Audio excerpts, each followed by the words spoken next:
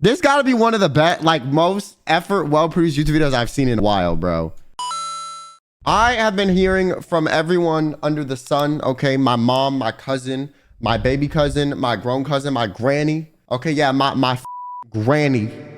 My best friend, my normie friends, my gamer friends, my nerd friends, that this Minecraft video is the video of all time. Minecraft Civilization. 1,000 players simulate civilization, rich and poor. A social experiment in Minecraft history. I scattered 1,000 people across 2 massive islands to simulate a realistic civilization. The players were given no help or guidance, and just like in real life, if you die, you remain dead forever. Now each player has the freedom to do whatever. Wait, if you die in the game, you die in real life. They want. Farm for food, become a dictator, and build a society. At least as best as they can, because while one island is a rich green paradise, the other one, damn, they gave these mother Alcatraz? Kidding me. Is a barren wasteland. It's up to each player to work with what they've got. Will there Yo, be my luck versus everyone else's. peace between the islands, or will there be war? What ended up happening is the single most amazing story arc I've ever seen. All I will say is pick a nation to root for and enjoy the video. I present to you the rich and poor 1,000 player civilization experiment. I ain't gonna lie, bro. Whoever edited this video, like, damn near probably broke their wrists and, like, wanted to, like, gouge their eyes out, respectfully. Because, like, imagine piecing together 1,000 people's POVs of Minecraft. It was the beginning of day 1, and all 1,000 players began to explore their new homes. What is this place? Before the first day, I had made everyone choose randomly between Island 1 and Island 2. And I didn't tell them that one of the islands, the first one, would be a barren wasteland. Hey, you guys having a good time? No. Not at There's all. nothing here. Please tell me where the trees are, bro. I cannot find anything. It didn't take long for the people who chose Island 1 to realize they had made a massive mistake. I hate this place. I hate this place. I hate this place. Players realized that building civilizations on Island 1 would be particularly challenging, and not only because it was empty, but because some parts of it were completely uninhabitable, like the snow biome. Oh no! No, no, no! Help! And right next door, a massive volcano that could erupt So Brody just fell through the ice and died. at any moment. Ooh, I'm not going down there. This volcano also happens to heat up all the water on the island. Okay. This killed a lot of people. Now, to begin building civilizations, the players needed to find a tree. Please tell me where Also, the trees whoever are. coded this Minecraft island is crazy too. Wood is an essential material, and without it, you really can't do anything. Now, luckily for Island 1, there was one tree on the island, and it was pretty big too. But, of course, it was completely surrounded by boiling water. You've got to be kidding me. Meanwhile, let's go over to Island 2. Oh, they're trying. Hey guys! Life on Island 2 was beautiful. These terrain mother was green, don't know the they've trees had it were so good, plentiful, bro. And the water was normal temperature. Open for business. Solid water? This is from the ocean. Are you trying to make me drink ocean water? No. The people on Island 2 immediately realized they had chosen the island of safety and wealth. You are literally a piece of gold. Yeah. The only real danger on Island 2 was the possibility of falling down from a tree as you're collecting wood. But here's the thing. I feel like the people in Island 2, you know, when hits the fan, you know, they're not gonna know how to cope. Okay, they're not gonna know how to deal with it. But some people found a way to even work around that. So you're planning to build a bakery. Yes, I am. And you're forcing your employees to go up and get oak? Oh, no. She forcing you to work up here. force. Hey, You're no, working no, for me. it's You double know my carrots, boss. triple carrots. I don't want say carrots. anything. I want fair working conditions. Also, because of the vast amounts of trees, people were very quickly able to craft tools that allowed them to mine underground. Hello, Saps, you doing okay? Yeah, I mean, this island's great. So many diamonds already. Yeah, Wow. look at this. Yeah, I'm loaded. Overall, the people of Island 2 were thrilled with their new home, thrilled with their No, wealth, God, if I was on and they Island were 1 watching this very video, I'd be seething. I'd be like, yo, I had to struggle so much. And look, these mother didn't even know how good they had it. optimistic about their future.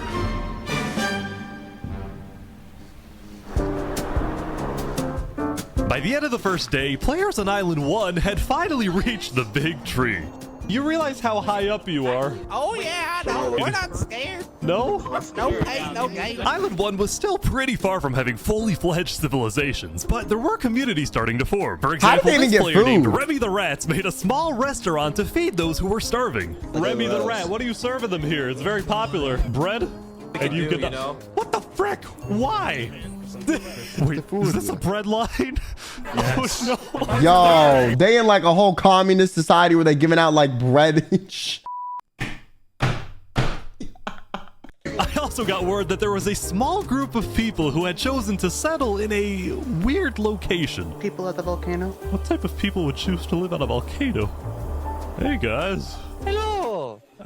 What the f? Hey, how's it going? Welcome to the mafia. This was Lingolini, and he had recruited about 20 people to join his Italian mafia. His goals were very simple: make friends and get rich. Hold on, can we tell you a little secret? We found some netherite. Oh, really? Yeah, don't tell anyone though. We're trying to keep it between us. We'll check back in with these guys later, but in the meantime, on Island 2, there were actual huge civilizations starting to form. I don't care about power. I don't care about. Yo, I hope Island 2 breaks out into like 4 civil wars, okay? And then Island 1 bands together and they like conquer society. You know what I'm saying? Because, you know, the only way people can come together is through serious adversity, okay? That's when people put their little differences aside.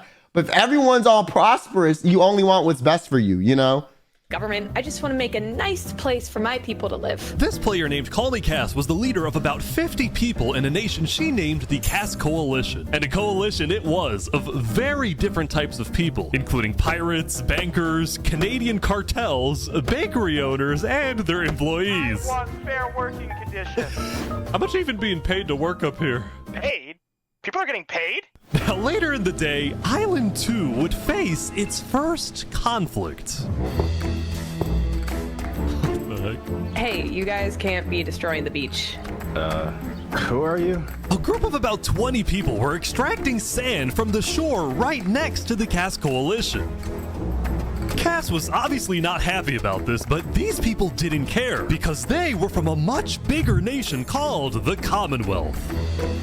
Oh, the Commonwealth is some big nation. 5 nations combined into one, so we have strength in numbers. The Commonwealth was a massive civilization that was formed on day 1 when 5 distinct groups were close enough to each other that they just decided to come together and unify under one nation. As a result, the Commonwealth had a government with 5 leaders at the top and over 150 citizens. Wait, that's kind of goated system though. Mountain into our city currently. Ah, okay. The Commonwealth leaders were very ambitious and wanted to make the Commonwealth the most beautiful, the most respected, the most powerful nation on Island 2, even if it came at the expense of others. Overall, by the end of the day, Island 2 was much further ahead than Island 1, as expected. But let's see what happens in the following days.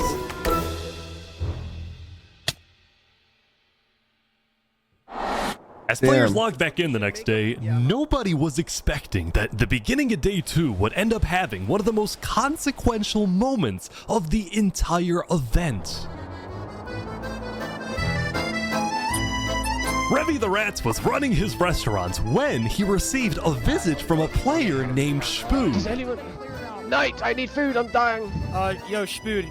Yeah. I do have food. You're private, but I need food.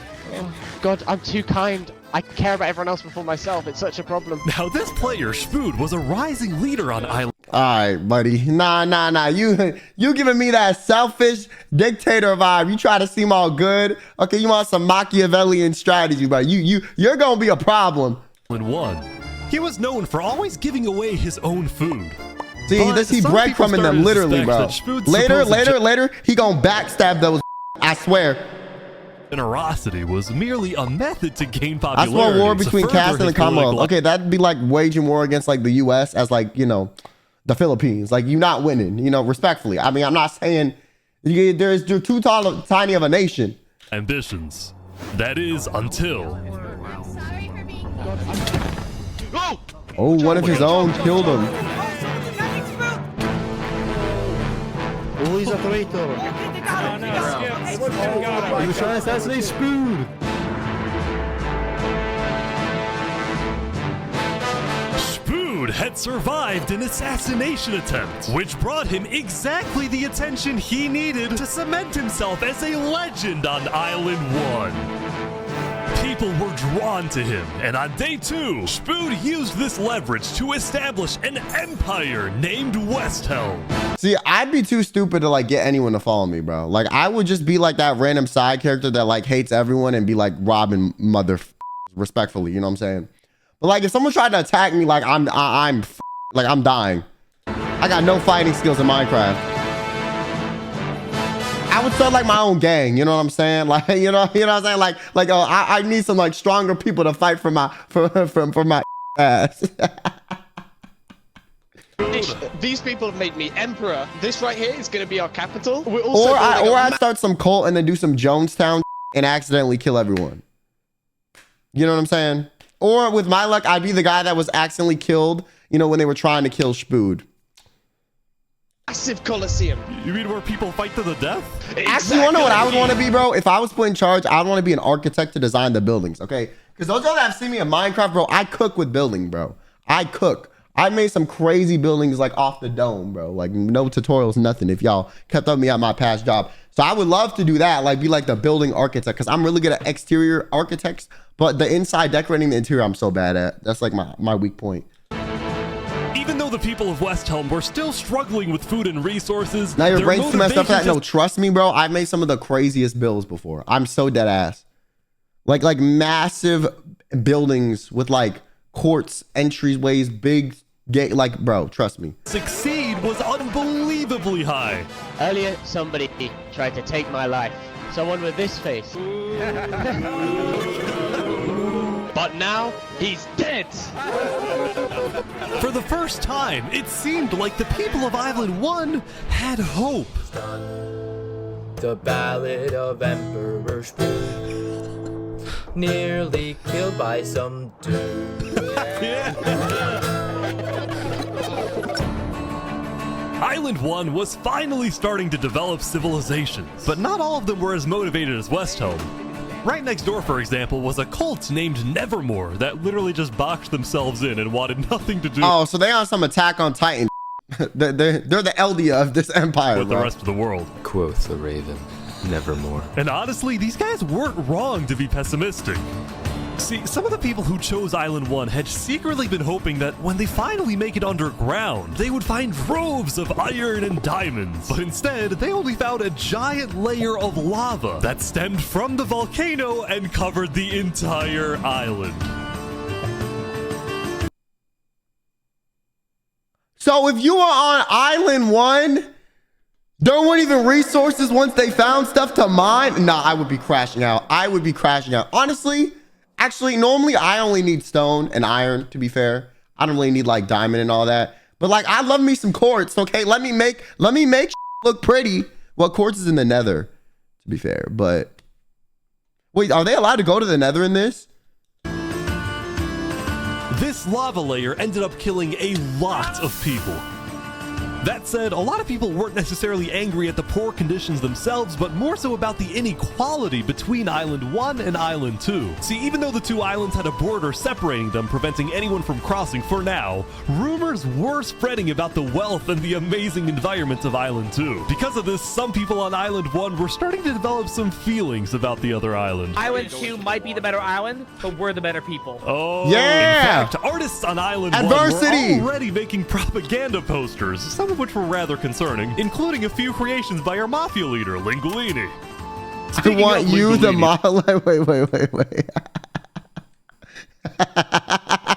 I want you to join the Mafia Minuteman. You're right to mine. Yo, I f with this Linguini guy heavy. Speaking of Good Linguini, bit. there was some drama on the Volcano on day 2. I just survived an assassination attempt. What? Whoa.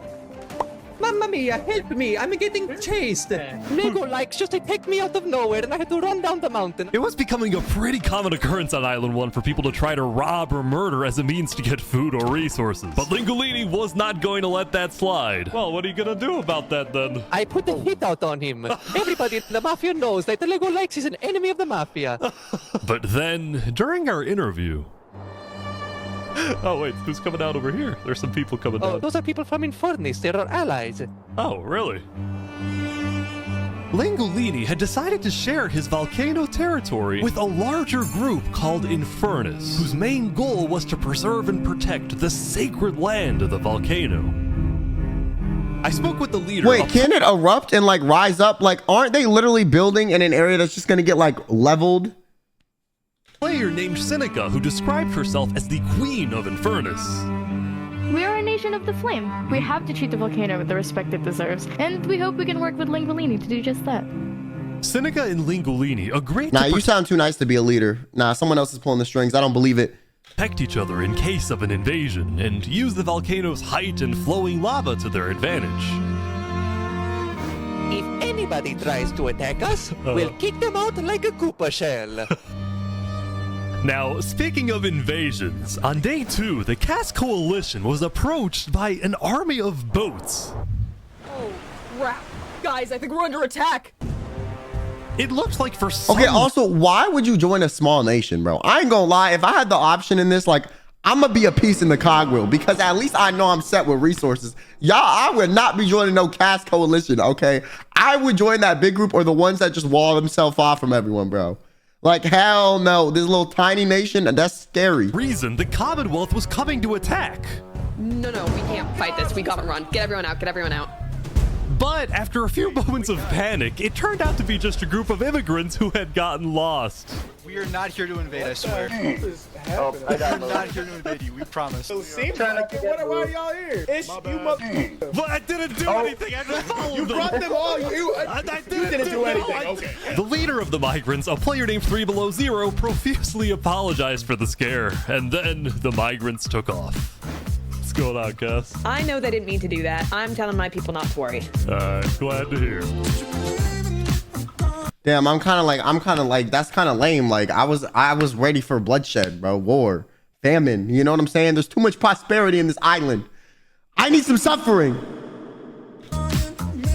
Now, on day 2, players had finally realized that Island 2 was not technically an island at all, but an archipelago or chain of islands. The northern island was an optimal place to settle with open fields, trees, and wildlife. So naturally it had the biggest civilizations, including the Commonwealth, the Cask Coalition, and a huge kingdom named Tricolor ruled by a monarch named Jofiel. The red stands for the underground, the green for plains, and the blue for the coast. The center island, meanwhile, had pink cherry blossom trees and was the home of a small nation called Barbieland. What is this? Life in plastic? Oh god. It's fantastic. Okay. And lastly, the southern island was big, but also extremely dense, flooded with jungles and swamps. Oh, oh God, make me a jungle person, bro. I want to be one of those people like swinging from the trees, like doing like guerrilla warfare on the invaders. I want to live in the trees, like in tree houses. That sounds kind of lit. As a result, nobody really wanted to stay there, although I did find one person. Saps, what is this? Can't you tell? This is my vacation home. How's this a vacation home? I don't see any lawn chairs or furniture. There's no roof. Hold your horses there, cowboy. It's not done yet. Saps was one of the few players who chose not to join any civilizations because he didn't want to get dragged into politics and drama. Still, he made lots of friends across Island 2, his best friend Flux actually being the second in command of the migrant group. Speaking of, 3 Below Zero and the migrants had finally reached their Yo, the destination. neutral nation that nobody attacks because they all like they all with you. Wait, low-key, that'd be me, bro. I just get like 5 homies and we just be like the boys. You know what I'm saying? All the way up north. Now, other than accidentally invading the Cask Coalition, these guys seemed pretty insignificant. But little did people know, this new civilization was about to change the entire world.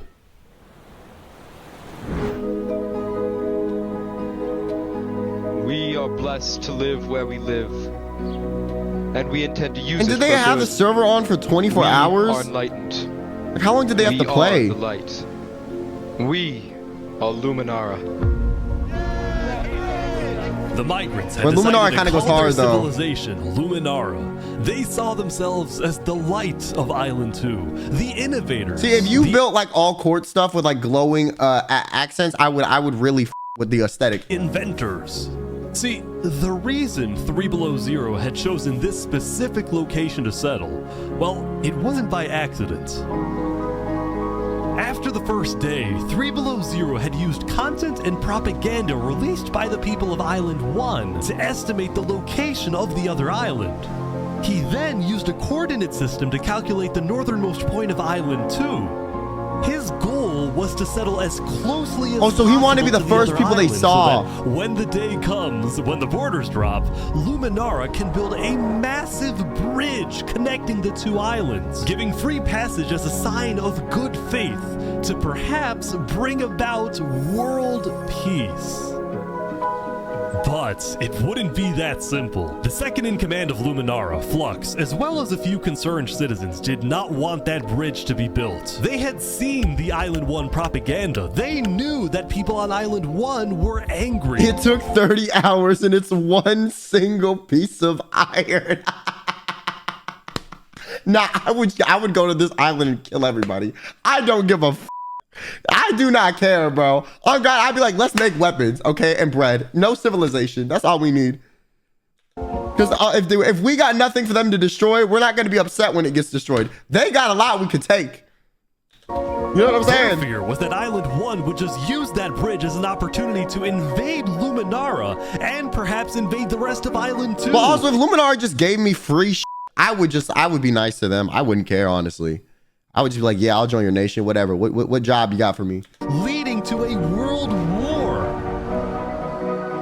That bridge is a bad idea. Moving up north was a bad idea. Island 1 is going to invade us, and Luminara is going to be their first target. What about the goal of world peace? I respect our leader's goal, but he's dead wrong. We shouldn't be trying to befriend our enemies. The way we're going to achieve See, but if you world already peace see them as enemies, that's the issue, bro. is by uniting Island 2 against Island 1. That's never gonna happen. 3 Below Zero says no. What if they finish the bridge? Well, then at least they'll know I tried to warn them when Island 1 comes and kills us all.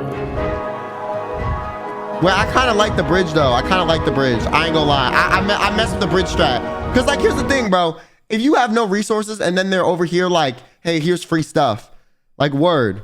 Imagine they just have a bunch of chests. Yo, the meta strat would be is like you build the bridge and then along the bridge, like walls, you have a ton of chests and you're just like, take literally anything you want out of this.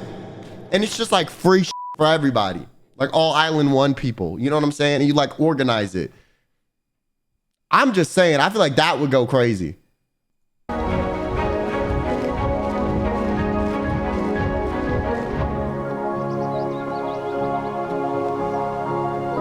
Or like each chest has like enough items for like one person. So like there's like, they make like 100 chests.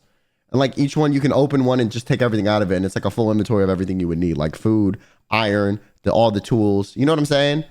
Tensions were rising, both like within little like supply kits and between islands, leaving people worried about what's going to happen next.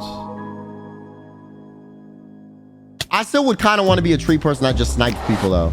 Back on Island 1, I was watching a small group of pirates who called themselves Al-Karasina. Al-Karasina, my friend. We're the baddest pirates around. Now, if you look closely, there was a person of interest hanging around with the pirates. Lego likes just to take me out of nowhere and I had to run down the mountain. Well, what are you gonna do about that then? I put the hit out on him. So to be clear, Lego Likes had a bounty on his head and he was hanging around pirates. You could probably guess how this ends. Yo, Lego Zanga's here. So this is everything you guys got, huh? Not much. Ooh. They're boiling him! Oh no! Oh my gosh! The Alcaracina pirates had killed Legolikes, but there was a small problem. He said, this is all you got, and they said, all right, then, if you don't appreciate it, go f yourself, buddy, and they just fucking assassinate. Did you hear about the news? Yeah, I saw it, but we don't know who claimed the bounty. It didn't say it in the chat. Because Legolikes had technically died to boiling water instead of a player, Lingolini didn't know who actually killed him. But fortunately for the pirates, when a player dies, the dead player drops their own head, which the pirates believed would be the proof they needed to collect their bounty later today. So you're expecting a payment later? Yes. All right. Well, I'll go. You guys let me talk. By day 3, players had basically mapped out all of Island 1 and were finally starting to adapt to the environment. Day 1 was horrific. We literally had bread lines. Day 2, we're building a coliseum, a citadel. I am literally immortal. Hopefully that isn't foreshadowing. Emperor's Food was still the most powerful man on Island 1, and on day 3, he was invited to a big international meeting hosted by a charity group called the Blue Cross. We invited. You want to know what I would want to be actually? Okay, the architect for one in one of these big nations. That'd be fire. Or I would want to run the like international like committee for politics that like makes all the nations come together. Because I just think that would be low-key funny. Because like you could also just infuse propaganda and just completely like f everything up if you really wanted to. You know what I'm saying? Like you could. If you were like tired of everyone's you could just be like, all right, I'm gonna just lie to you about 8 things. I'm gonna say they said this. I'm gonna say this and this. I said they said they were gonna plan to invade you. And then just cause chaos. And then rise as the dictator above all. You here mainly to discuss plans in case the volcano erupts. And I would trap the room that they're meeting in with like bombs. So if they got disrespectful, I could just kill all the leaders at once. Like I would like booby trap the whole thing. And like with like redstone. And then like as soon as they all get in there and they're delegating, you press one button and it all blows up.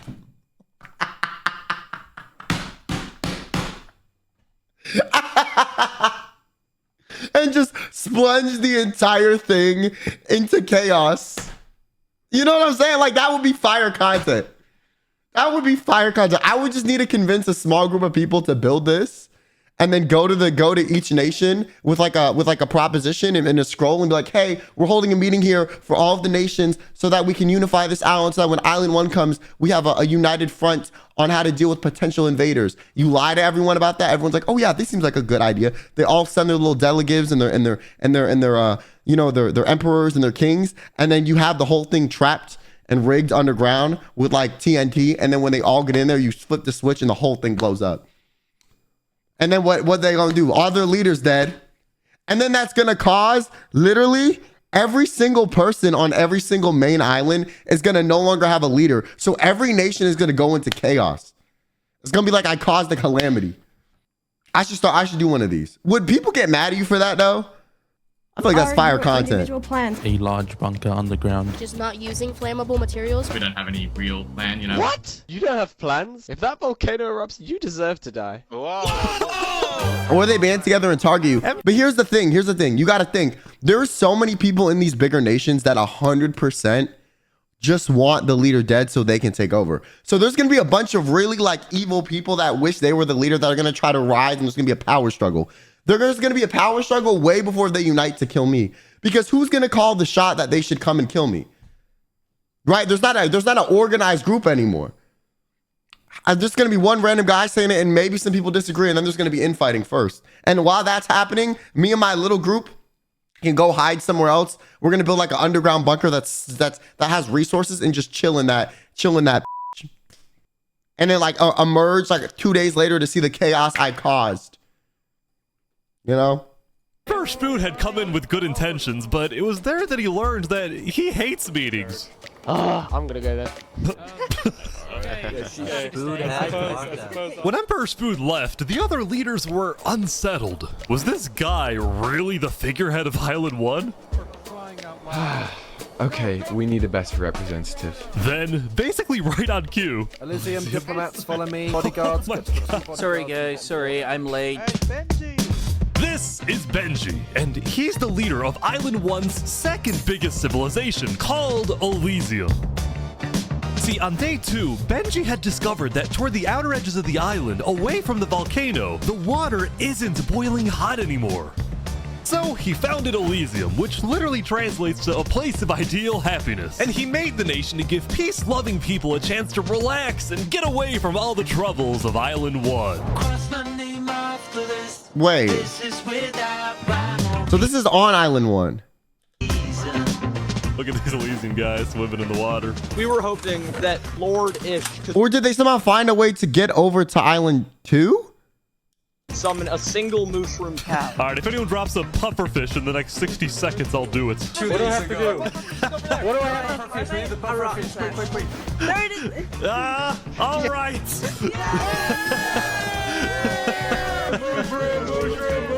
Wait, so they found a way to go across the barrier? Or am I insane?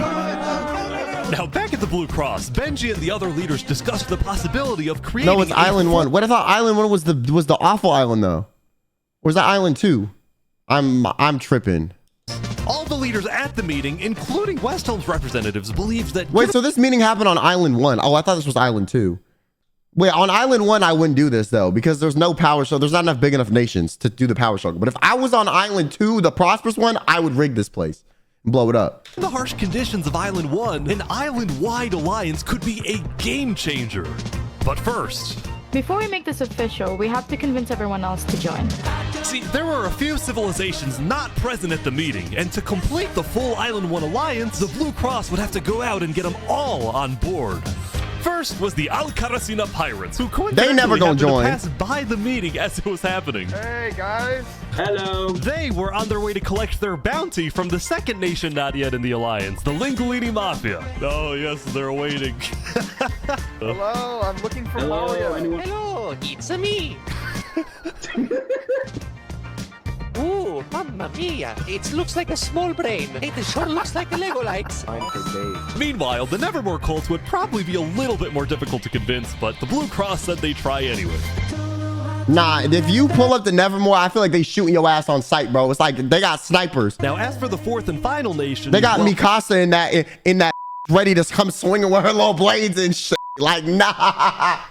It was a bit of a mysterious group. Their civilization was down south, and they were very... I know what this guy should do. He should do one of these like based off Attack on Titan, where like they start off in a walled nation with a bunch of big monsters surrounding it that are start breaking in, and they have to like figure out how to survive.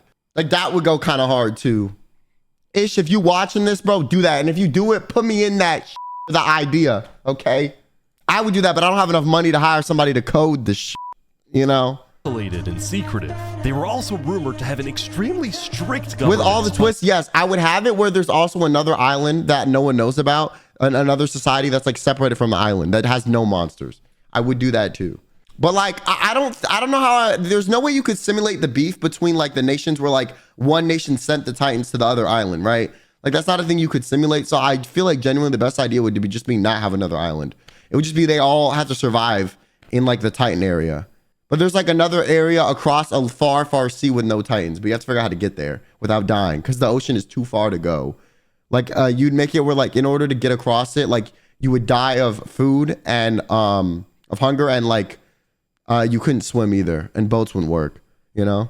Also a large amount of very skilled fighters.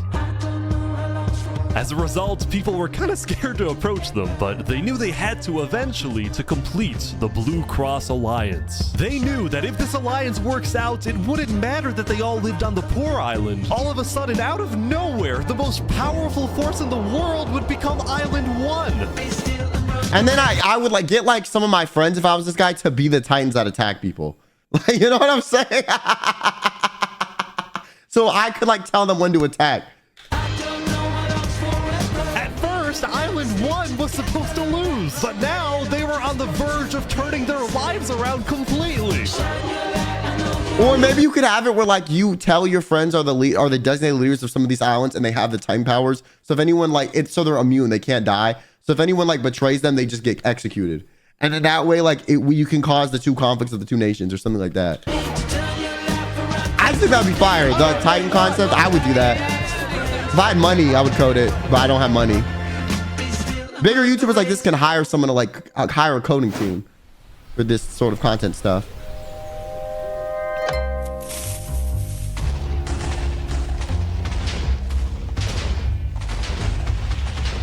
As you can see, there was a bit of commotion at the Commonwealth.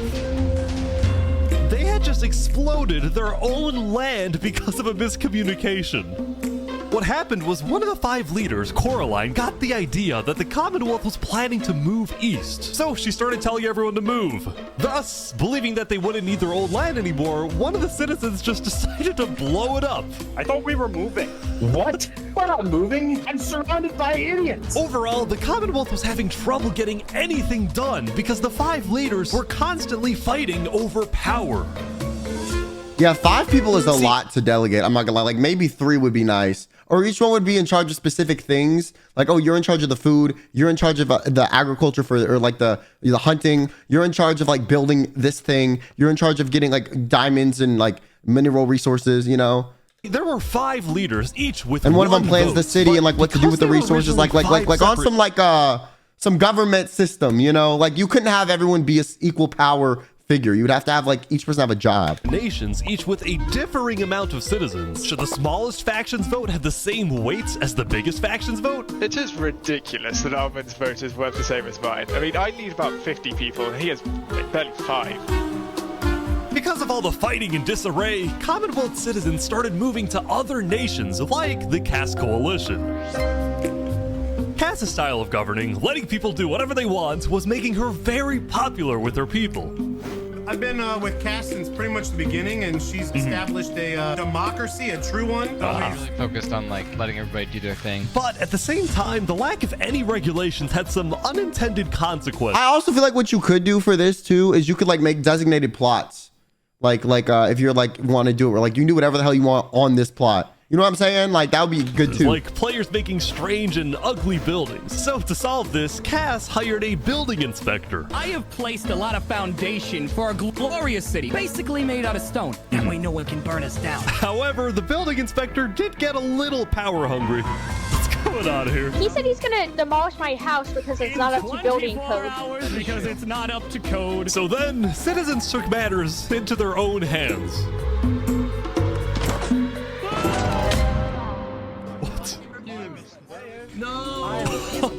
Anyway, on day 3, they killed the biggest his ass. nations on Island 2 were still the Commonwealth, the Cass Coalition, and Tricolor. Tricolor was a medieval civilization separated into 3 regions, one of them being an underground city. Wait, I kind of vibe Tricolor's like vibe. Yeah.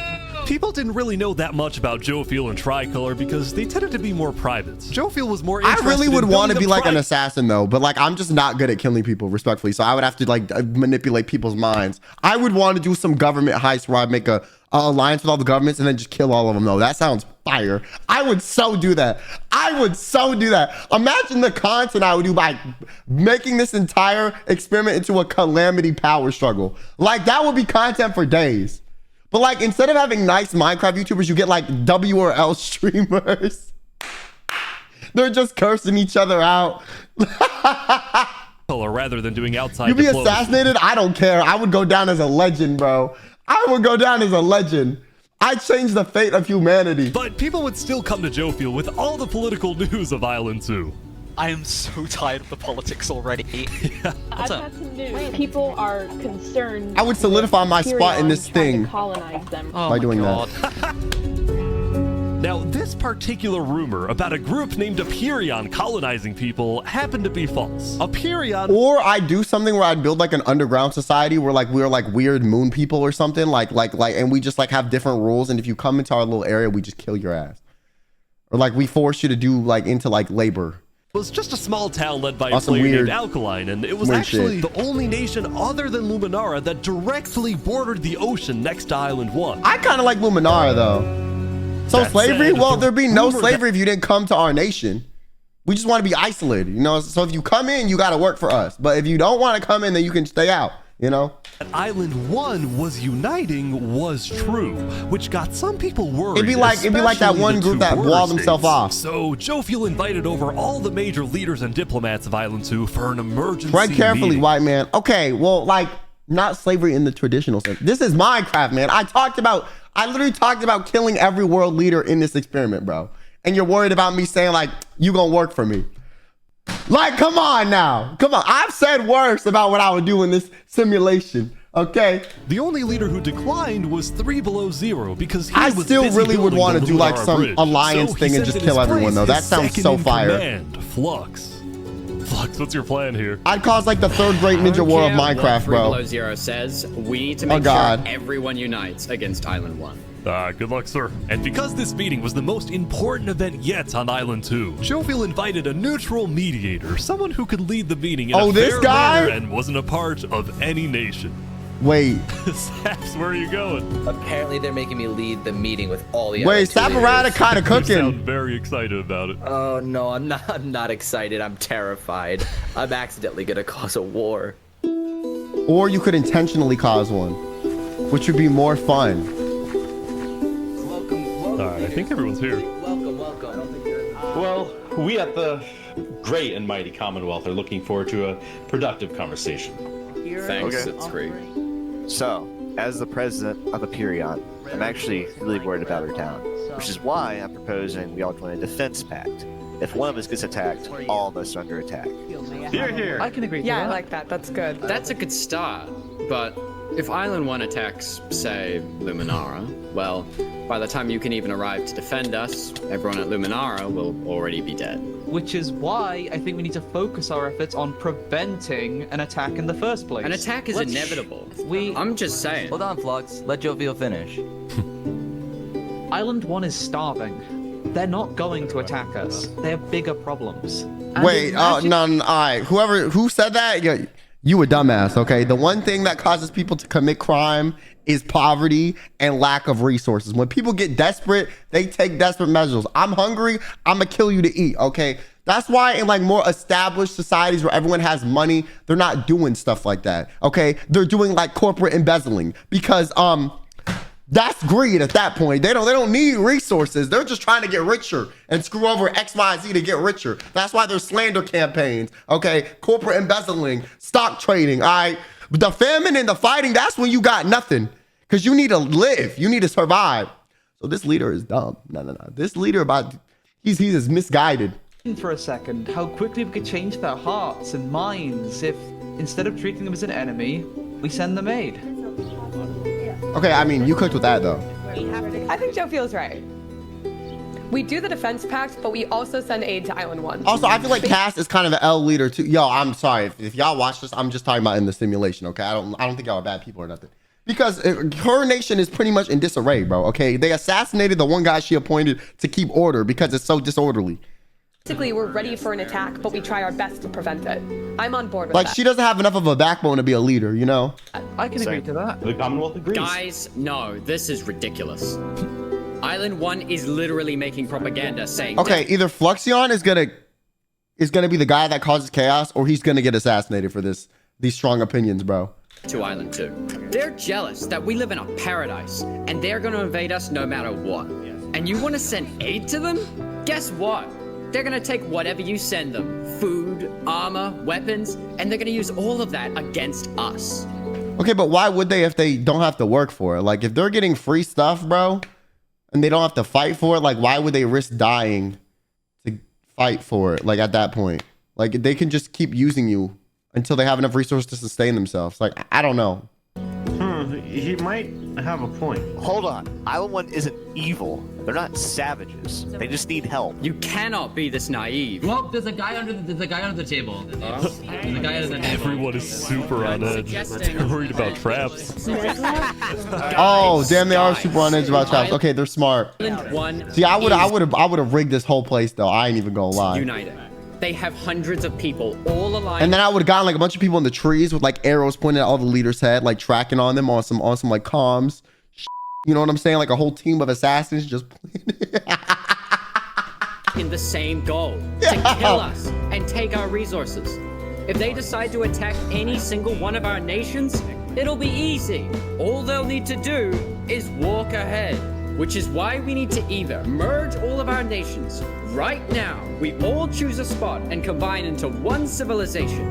Either that or we attack Island 1 first. Are you crazy? What? You plan to kill What's crazy, Joe Feel, is you leading all of us to our death. Oh my God. You Too have much. to We listen can't to me. do that. If we don't do this, it's the end of Island 2. Hold on, we can't do that. That's crazy. What is happening? All right, everyone, we can't fight. Like, what were the rules for this? Because, like, no, everyone's low-key being respectfully disrespectful. Because, like, low-key, like, I've never heard someone be like, yeah, you bitch-ass mother... Like, you know, Vote. All in favor of Flux's plan to treat Island 1 as an enemy, say aye. Aye.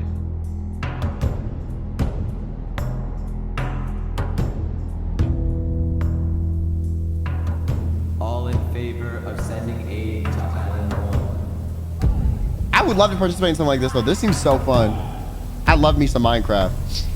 But I'm not good at, like, fighting, so don't put me on the front lines. I will get us killed. Yo, so is he gonna go on a revenge plot and kill everybody? Wait. Yo, my man, if you do that, yes. Yes. Drama! Meanwhile, at West Helm, I ran into something interesting. Our next song is called Island 1. Oh my Wait, this is so lit. So you remember this guy? The Ballad of Emperor Spoon. Well, he had joined a band that produced actual songs and then performed them all across Island 1. A barren wasteland island. A boiling water sea. Let's go. I was giving like 80s vibes. To speak of, except a water tree. Let's go! Everyone loved the Island 1 band, including Emperor Spoon, who found that the music bolstered the morale of his citizens. He believed that a happy citizen is a productive citizen. Or you wanna know what I would do? I would open a comedy club. Like we do like stand-up night. Imagine a bunch of Minecraft RPers trying to do stand-up.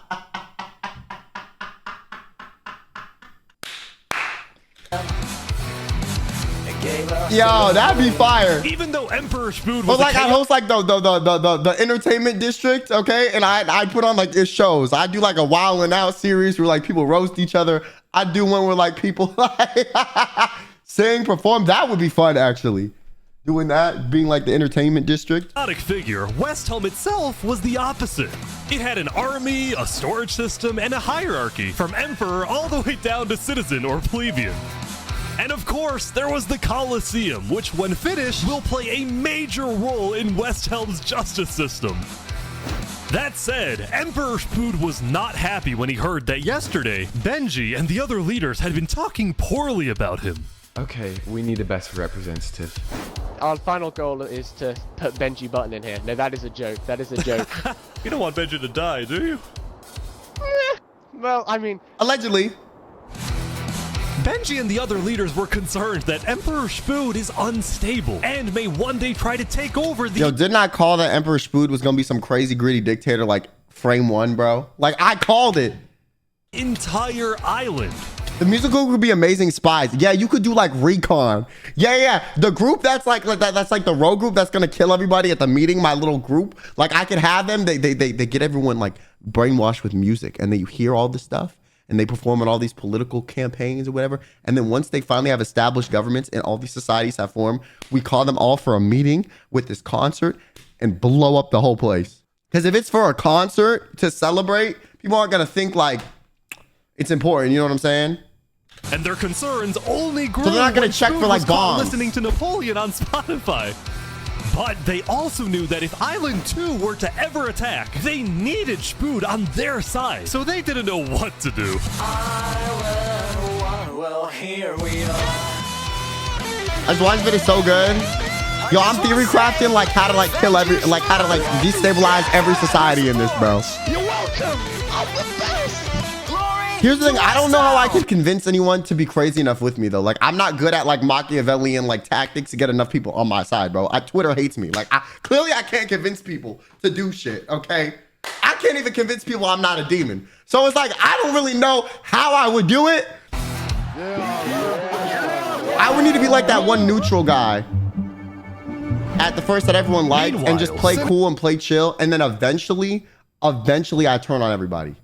That's the strat. Nika, the Queen of Infernus, had decided to begin building a massive castle for her people. A beautiful home base that would hover directly over the volcano. Wait, this is actually so cool.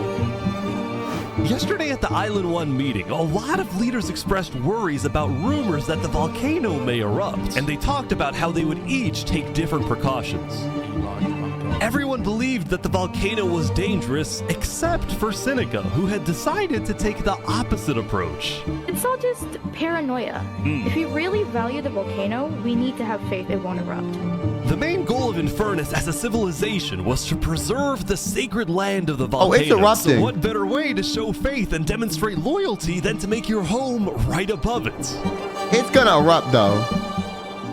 Lingolini, meanwhile, decided to make his home underground within the volcano.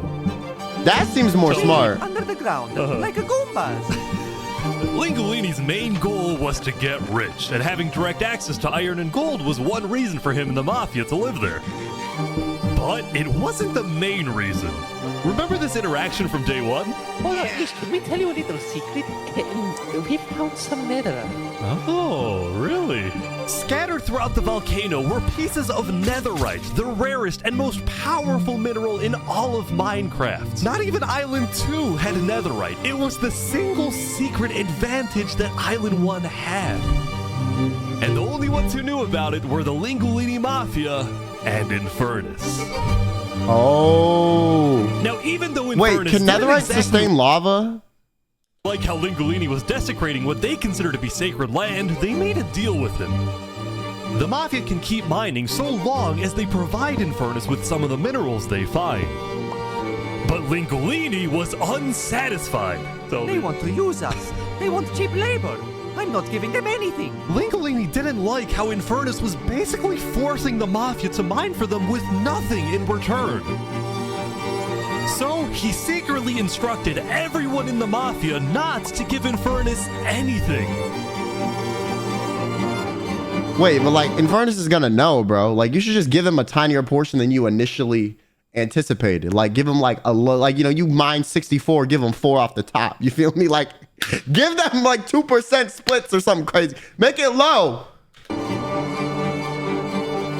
Lingolini's hope was that Infernus never asks for those minerals and forgets about the deal entirely. They're not gonna forget. Otherwise, he would be in a lot of trouble. That said, despite this conflict, the rest of the Island 1 unification effort was going very well. Earlier today, Lingolini had decided to join the Blue Cross Alliance. Thank you all so much for having me. The Alcaracina pirates were also eager to join, and surprisingly, so was Nevermore. There was only one holdout. Nevermore joined? Oh, they not joining. This mysterious civilization was called the Covenant, and it was ruled by a dictator named Turntap. How are you elected exactly? By a vote of the people or the vote of yourself? Elected? Turntap wasn't sure about joining the Island 1 Alliance because the people of the Covenant were generally skeptical of outsiders. They only took pride in their own nation, especially in their army. I ain't gonna lie, their nation look kind of lit, so they got a good aesthetic going. Really good PvPers who weren't above using torture to get their way. Are they drowning this guy? He's gonna die. Now, I felt a little bad for this player, so I threatened the Covenants. Covenant uses water torture. I'm reporting this to Sidefall News. No, don't go to Side. So I went to the local news reporter. Sidefall, I have a story for you. I just caught the Covenant waterboarding one of their own people. Oh. Well, I'm paid off by them, so I don't really care. Oh! Dude, it's free money. You know what?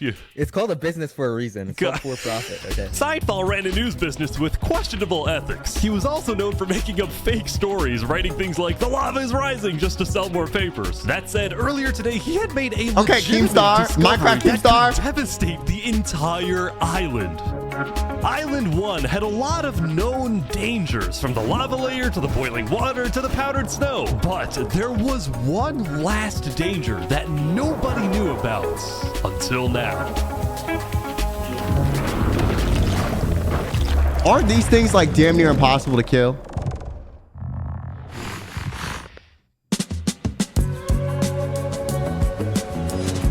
Meanwhile, the people of Island 2 had spent the day building their civilizations and having a good time.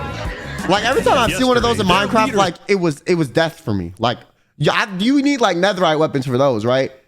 Had voted that whenever the border drops, Island 2 would send aid to Island 1, hoping this gesture would lead to peace. But I ain't gonna lie, if Island 1 finds a netherite and builds weapons, they can just murk Island 2 like overnight, bro. It will be a slaughter. Like, what are you talking about?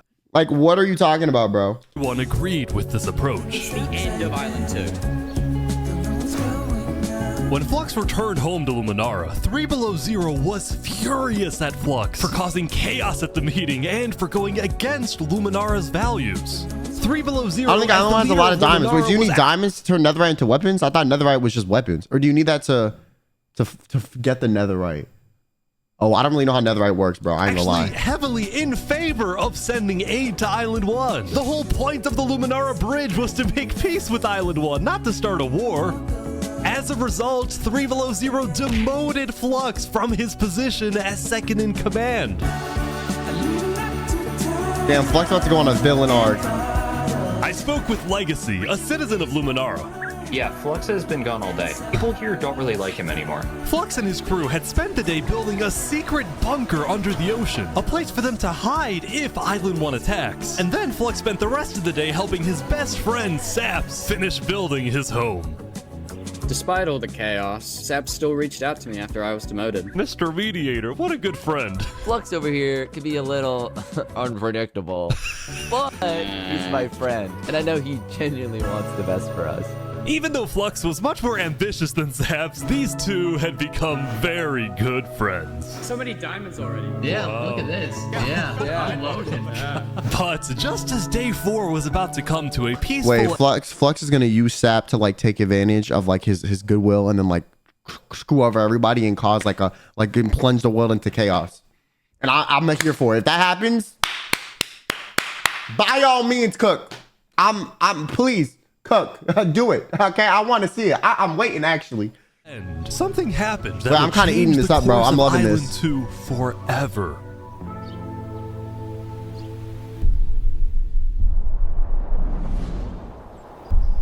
You gonna get Jofiel, assassinated? The leader of one of Island 2's largest civilizations, was walking across Tricolor with her second in command, Seraphim.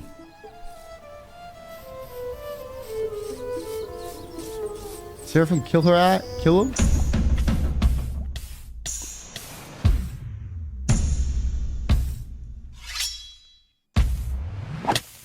Seraphim! What are you doing? What? No way. The second in command of Tricolor had just killed their own leader. And immediately, all of Island 2 went on lockdown. What? Yo, here's the thing though. Like, how was the second command? Like, what do you can't take over after that. Everyone's gonna kill you. See, that's why my strat was the best. You kill everybody, so it's like every society is, every society will be up. Everyone so they're too busy fixing their mess to kill you. What caused this to happen? They just go and hide it. Why? After Seraphim fled, Tricolor was in complete disarray. That's our leader.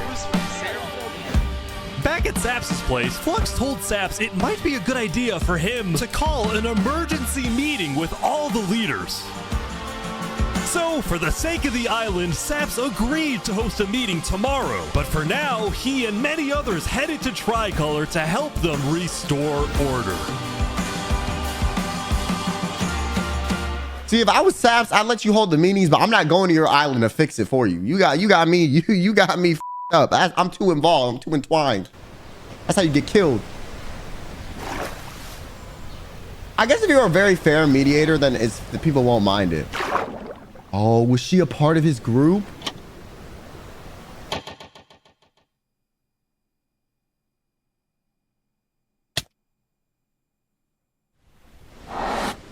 Now, Island 2 wasn't the only place that would face tragedy. Also, wait, if you blow up a bunch of people with TNT, like, they're not going to know it was you that did it. So I could press the button secretly and they would never know.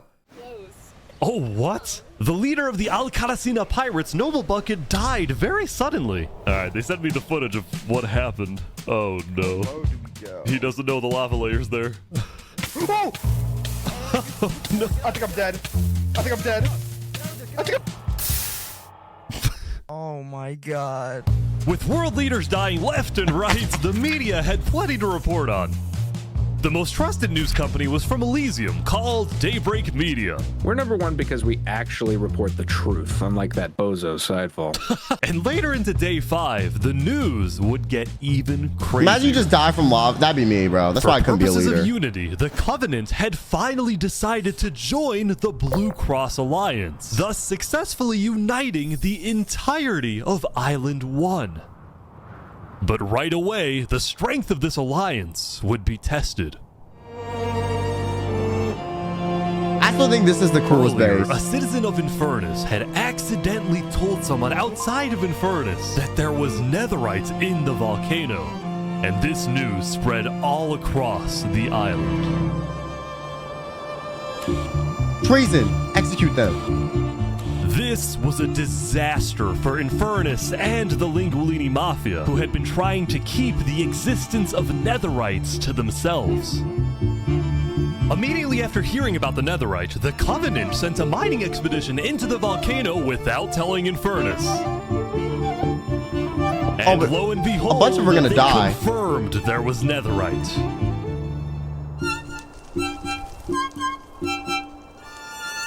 Because the Covenant had a scary reputation and a ruthless army, Queen Seneca of Infernus felt it was in her best interest to allow the Covenant to mine. But when other nations like Westhelm started asking if they too could mine in the volcano, Seneca said no. People are saying we're being selfish. They're the ones being selfish, trying to take our resources. Listen, Island 2 is rich. We are not. Now, with netherite, we actually have a chance of evening the playing field, but the volcano people are hogging it. Before any fighting could break out, the Blue Cross quickly reached out to all the leaders and told them to put this issue on hold. We're inviting everyone here tomorrow, so we can all talk this through peacefully. We're Island 1. We cannot afford to have a war over some mineral. The volcano people is crazy. Meanwhile, Island 2 was still processing the death of Jofiel. Even though I was just a farmer, you know, you still made me feel important. Saps would invite all the leaders for nah, a meeting later. If I was a farmer, I'd be as obituary like, go f self, buddy. You made me farm crops, so you got rich, you ass mother. Yeah, go f. So they could coordinate a hunt for Seraphim and discuss their plans for when the border inevitably drops. Now, after Jofiel's death, Tricolor had lost a lot of its power, which left the island with really one dominant nation, the Commonwealth. But remember from day 3 how the 5 Commonwealth leaders were in constant fights with each other? It is ridiculous that Alvin's vote is worth the same as mine. Well, this all came to a head on day 5 when one of the leaders was caught plotting to take control of the entire Commonwealth. So another Commonwealth leader then paid an assassin to, well... Oh my god! Oh my god! Wolfram's dead. What? We just witnessed murder! After this, people from the Commonwealth lost even more faith in their governments. This Commonwealth citizen went to the Caste Coalition to complain to Caste directly. I got information that there might be netherite on the other island. My leadership said, quote, netherite is useless. Netherite is, of course, not useless. I think that's a foolish statement. As the Commonwealth erupted, the Caste Coalition thrived. But they did have their own problems. Is this your employee? Yes, he is. That implies I get paid. Is he not getting paid? Skip out on work. You hear this woman? Earlier, What Daddy had ditched work to attend a party in Barbieland. So as punishment, his employers forced him to risk his life and chop down one of the tallest trees in the Caste Coalition. Damn. You have to yell yell louder. I can't hear you. You're so far up. You have to get closer to the ground. Oh!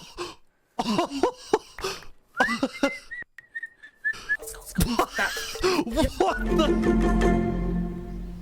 Now, Not them because of this whistling and recent walking tragedy, away. Cass decided to stay home from Saps' meeting. That said, every other major leader was now on their way.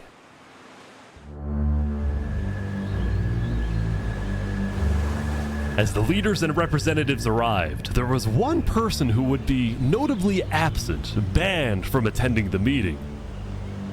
Before the meeting started, Flux called me to his underground bunker because he had something, quotes, important to tell me. Flux, what are you gonna do? Well, first, let me just explain. I'm not allowed to attend this meeting because the leaders of this island are utterly incompetent. They can see that Island 1 is gearing up to invade us. And their response is, let's give Island 1 more gear. It's completely brainless, and it's going to result in all of our people dying. So, you got a plan? I had a plan, but nobody listened. They all voted against it. Look, we can still save this island, but the current leadership has to go. So he been hiring the assassins. What do you mean, has to go?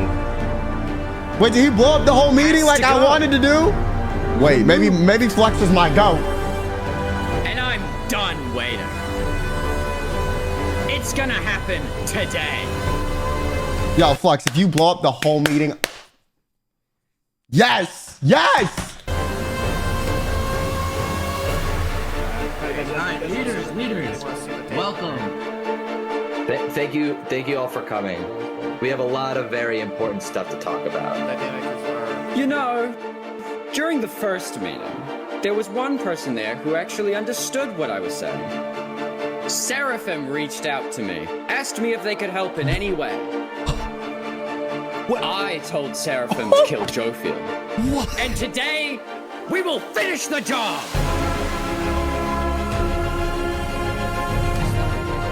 Okay, how is Seraphim gonna like 1v8 though? Wait, so Seraphim gets there. What actually happens next?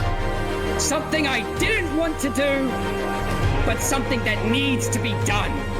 I'm going to save this island by any means. Okay, but if you kill Sap, you kind of L though. Like that, you're kind of a dud, bro. Like, don't kill the mediator. I kill the leaders, bro. Agree with full chaos on Seraphim. Please say aye. Aye. Are you sure this is gonna work? I don't know, but we have no other choice.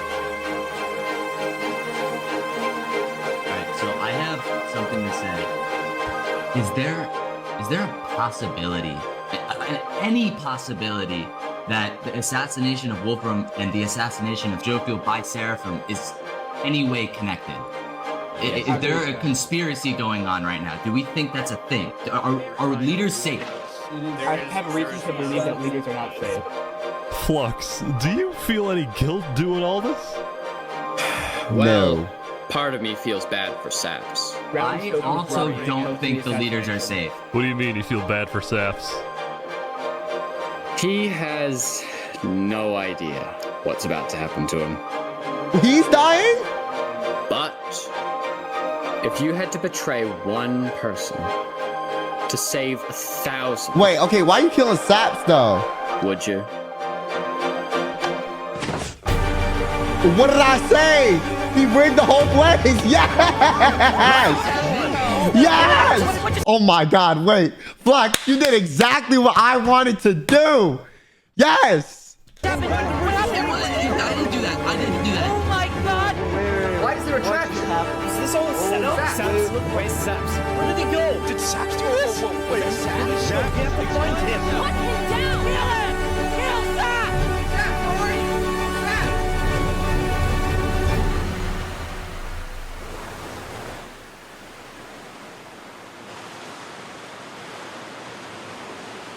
But Saps was his only friend. That's crazy. See, that's what I said. You got a friend. Yo, what did I say? I called it. I said he's going to use the goodwill of Saps to f everyone over. Did I not say that? That's the strategy. You got to find the neutral party and use them.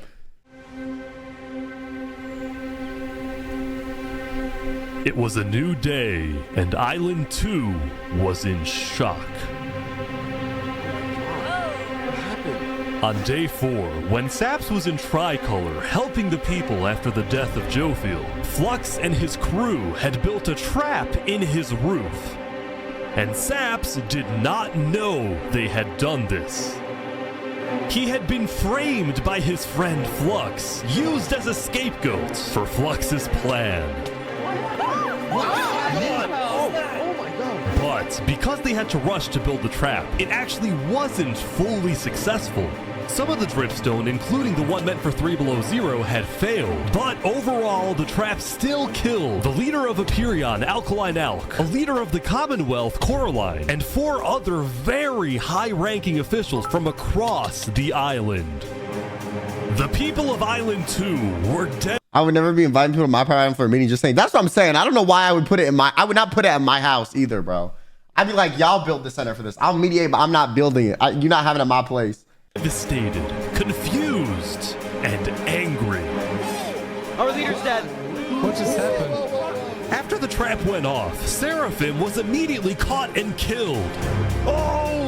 What would a tricolor? But when more people found out about how exactly their leaders died, their anger wasn't really towards Seraphim, but toward the person they believed was behind it all, Saps. And it made sense. Saps knew he'd be hosting leaders at his home. It was his roof that had a secret trap. A trap that happened to fit perfectly into the design of the roof. Saps was about as guilty as it was possible to be. That's crazy. With that, all the major Island 2 nations, from the Commonwealth to the Cast Coalition to Tricolor to Luminara, declared Saps to be hunted down and killed, while Flux got away with it all.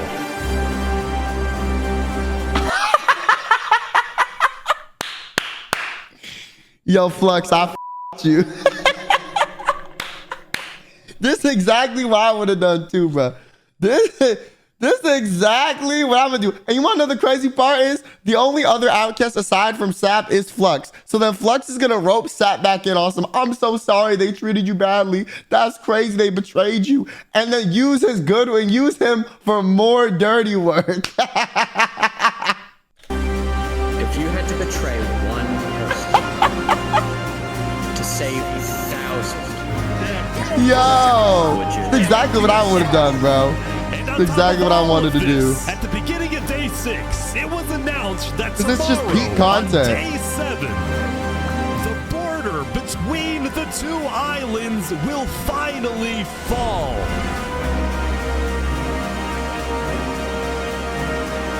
Both islands now have 1 day to prepare.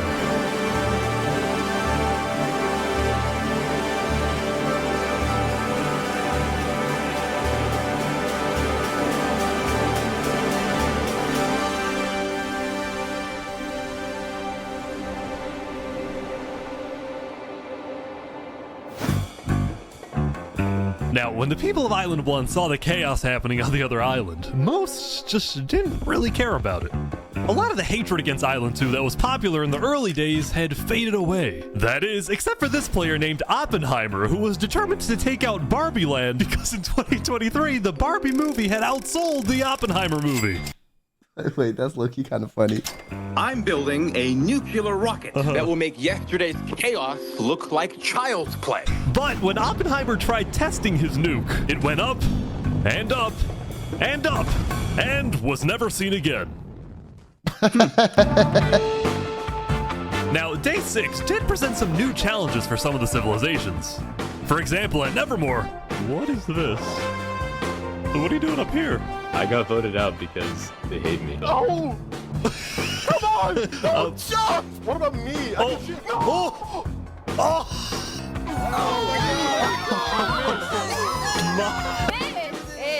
What? I didn't do anything. I blame Ish. Meanwhile, at Elysium, I hate being a leader. Everyone here is so stubborn. Benji was having trouble getting laws passed because his people kept opposing any changes that threatened their peaceful lifestyle. The people of Elysium were generally skeptical of government officials, sometimes even holding trials against them. Although this particular trial did not go to plan. Guys, somebody stole Gerald. The mushroom cow, Gerald, has been stolen. Let's go! There they all go. How do they even organize the court? That's kind of fancy. At West Helm, there was a bit of a food problem going on. Not a shortage, a feud. See, Remy the Rat had opened up a new restaurant right across from the Coliseum, but the food was questionable. Is poison fatal? So his customers had instead started buying their food from another player named Dinosaur. That is, until... Oh my god, oh my god. Remy the Rat killed this competition? What is he? Permanently closed. All food is now at... Remy, are you behind the murder of Dinosaur? Anyway, on day 6, the West Helm Coliseum was finally complete. Yeah! What do you plan on using this arena for? Do I actually have to say legally? No? Maybe a little bit of blood will be shed, and that's all I can say. While Spood was a popular leader who got things done, he had also developed a reputation of being a little unstable. He said outlandish things, he can't stand meetings, and his justice system wasn't by courthouse, but by combat. This is something Spood's first attempted assassin, Ramsayer, tried to prevent. It's why he tried to kill Spood, and he wouldn't be the only one. There has been This is why I could be a leader, bro. coordinated secret revolution growing in West Helm, with aims to overthrow and murder Spood. The two leading figures are West Helm citizen Ramsay Pi and West Helm's head builder, Night Arcturus. Not the head builder. You know, I helped design his Coliseum, not knowing Spood actually wanted to use it for bloodshed. He's insane. The first part of their plan was to take out Spood's second in command, a player named Oo. Yeah. Yeah, that's right. Against the fourth. Second in command down. But Ramsay Pi was immediately chased down by West Helm's army. You could have made something happen, man. Oh. Yeah, you gotta do it in a way where it doesn't say who did it. With Ramsay Pi dead, Night Arcturus Gotta do it with some traps of the revolution. But he also knew it was only a matter of time before Spood finds out about his plans.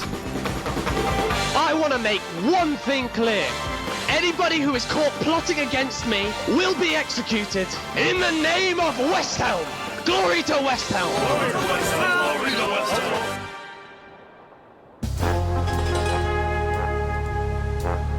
Now, before the border drops, the Island 1 leaders all met to discuss what to do about the Netherites in the volcano. Going into the meeting, people were not happy with Infernus and the Linguini Mafia, who were believed to be keeping Netherite to themselves. Please keep all your weapons holstered at all times unless you absolutely have to take them. The meeting began with West Helm's representative and Spood's newly appointed second-in-command, Spider. We asked if you had netherite, and you lied. You said there was no netherite, that you had looked in it, and that you hadn't found any. Because people were immediately starting to gang up on Infernus, Benji from Elysium tried to keep the peace. Why is it Infernus' job to report on the netherite? There were people literally going into their territory, mine without authorization, and then accuse them of doing something wrong. After some more discussion, Infernus was asked the big question. Will you open up rights to mining underneath the volcano? It is still our land. It is still the place where we live. And of course, trade, things like trade are important, but in terms of opening up the volcano, it is an adamant no. Ooh. I agree. Oh, wow. Now, Lingolini, Seneca's biggest ally, was about to speak, but what he ended up saying Okay, here's my thing. I feel like they could come to some agreement where like they mine it for them and give them like a percentage where they divvy it up evenly. Because like I wouldn't want people to just come to my land and just ravage it and then leave none for us either, you know? But I feel like there's a system you could put in. It's unexpected. We have to humbly disagree with Infernus of not allowing anyone else to mine in the volcano. This is Island 1. We're all struggling against the nature and everything like that. Shouldn't we all be allowed to mine wherever we please? No way. Hell yes. Preach. Soon, people started offering deals to Infernus. I believe we'd be open to give you resources since it is your land. But Seneca still said no. The volcano is still our sacred land. We don't want hundreds of people there mining and ravaging it. As a result, Lingolini went even further. On the day one, Mario was here first on the volcano, and we're able to mine there, but it's not fair that no one else can mine. While your queen is over there with the diamond boots, some people don't even have any armor. Boots, man. Eventually, damn, that's crazy. People started using scare tactics. That volcano is insanely active right now. It will most likely erupt within the next 2 days. I doubt it. No, that's sci-fi propaganda. That's propaganda. And so, after even more discussion, Westhelm made a final plea. We have a representative from every single nation on this island. You have an opportunity here to unite us all, or you have an opportunity to totally destroy that unitedness. But or unite us against you. Still wouldn't budge. For now, it's a no. So, Lingolini made a big announcement. Mario has a large chunk of territory in the volcano. The Linguini family declares independence from Infernus, and we will open mining to anybody who wants to mine. Okay. Seneca's leaving? Great. Seneca had left the meeting, furious at Lingolini's betrayal. I wish we had a better outcome, but this meeting's adjourned.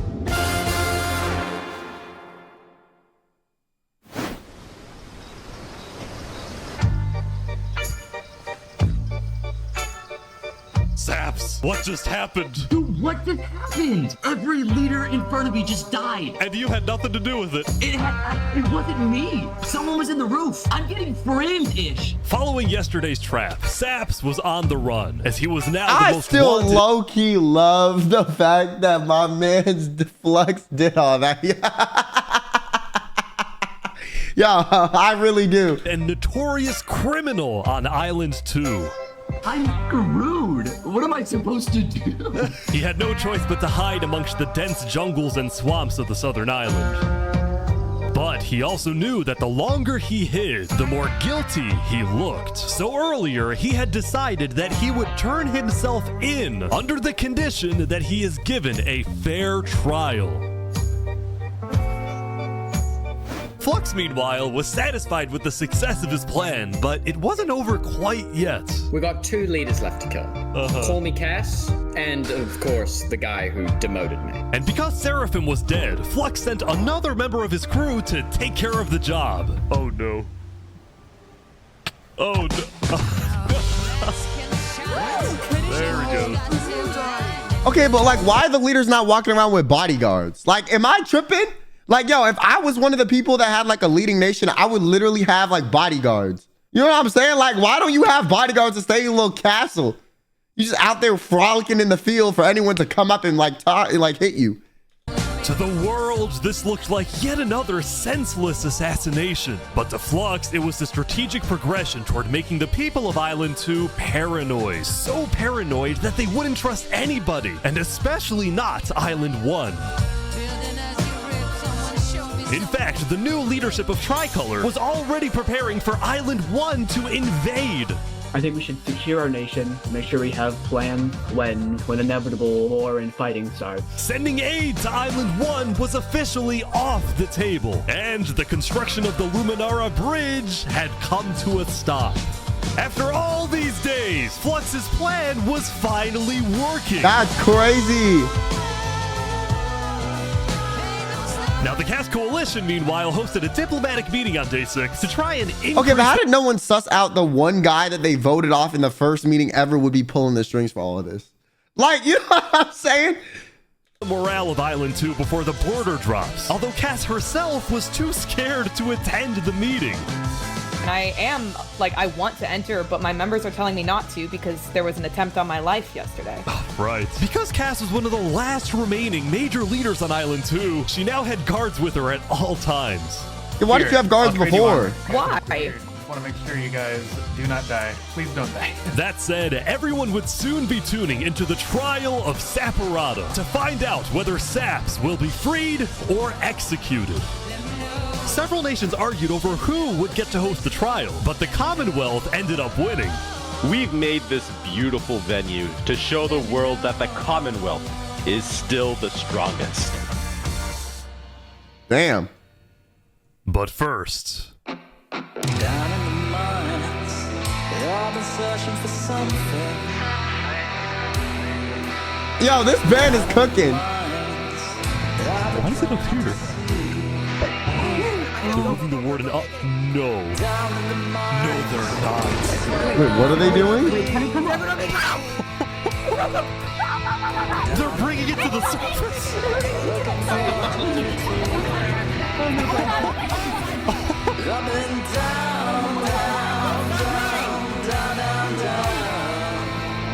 They made a whole staircase for it to come to the top. They made it rising lava? So remember that discovery that Sidefall made? Well, it was a warden, also known as the most dangerous creature in all of Minecraft. Sidefall had then renamed the warden to Rising Lava, so that when he was accidentally killed by it, the entirety of Island 1 went into a panic.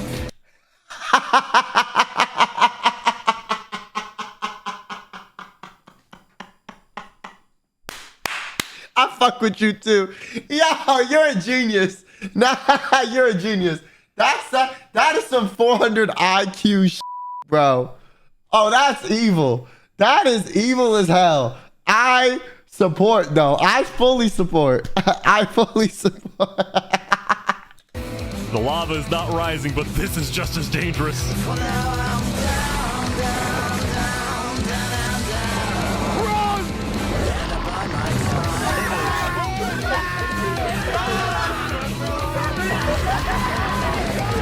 The warden had been unleashed onto Island 1, going from place to place, terrorizing civilizations.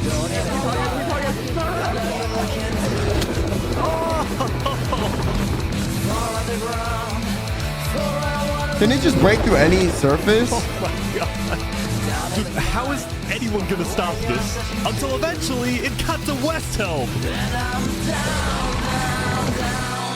But the West Helm army was ready. Underground. Ready? Aim! Fire!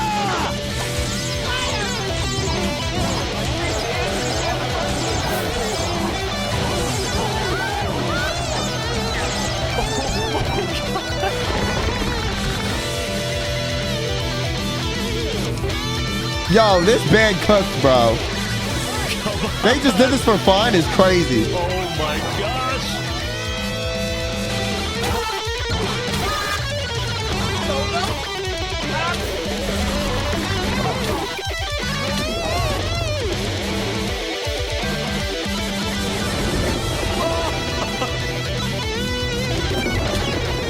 Welcome to West Helm.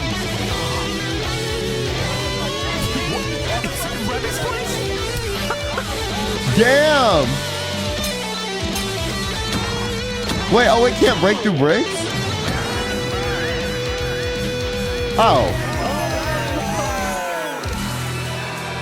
Wait, it can't break through stuff? I thought it could just break through anything. Okay, they got it.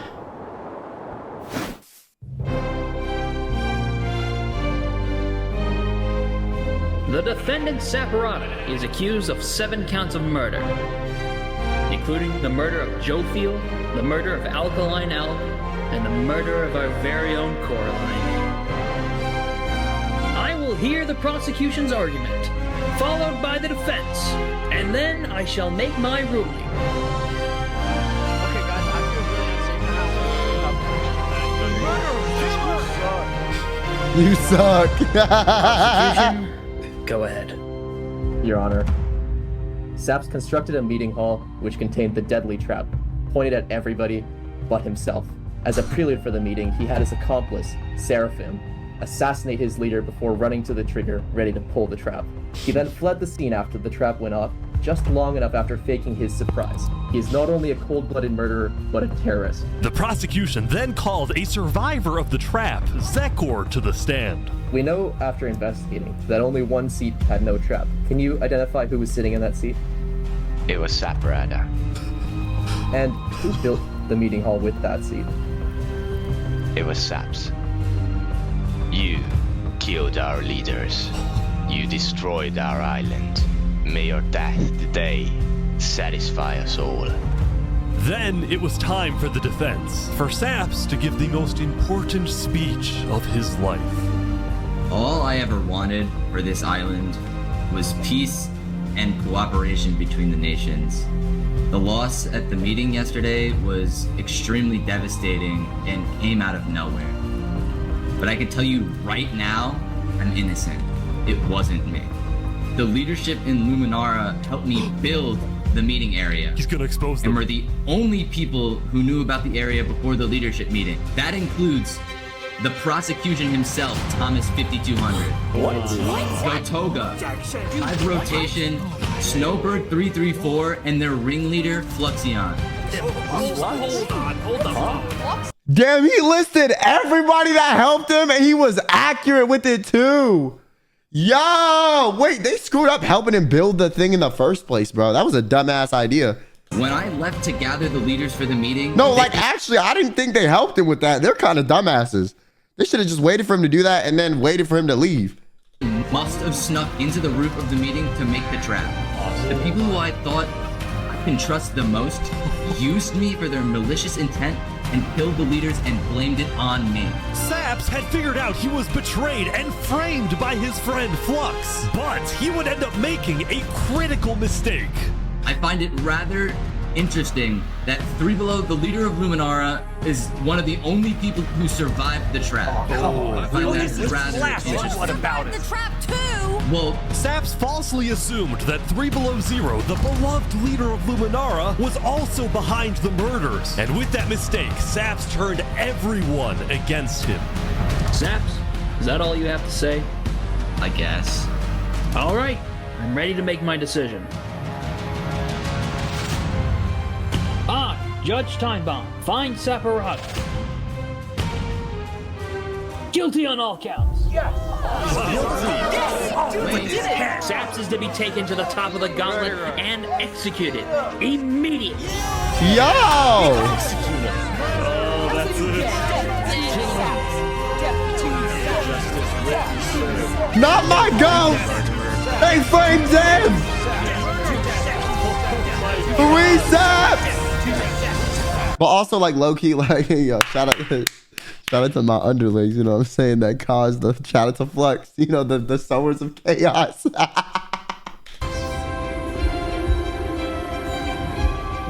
Nothing would happen without the chaos bringers. They created the conflict that was needed for a movie.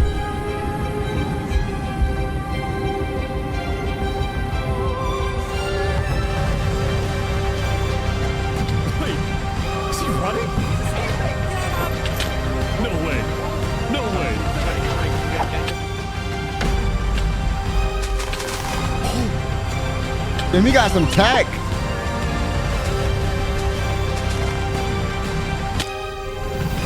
Fall damage.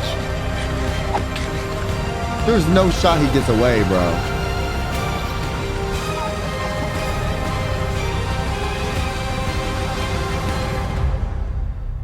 Where'd he go? Where'd he go? Bodyguard.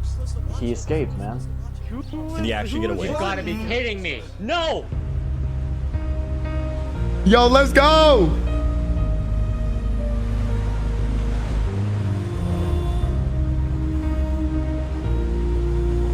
You killed our leaders. You destroyed our island. Murderer. Guilty on all counts. This is so funny with his like ass expression, bro. The little.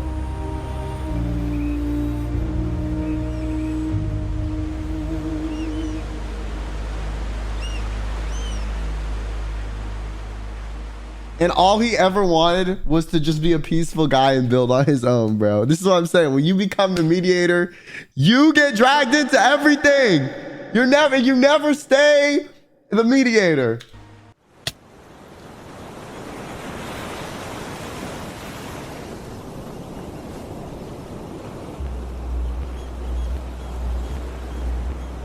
Shouldn't it be dropping soon? Yeah, I think so.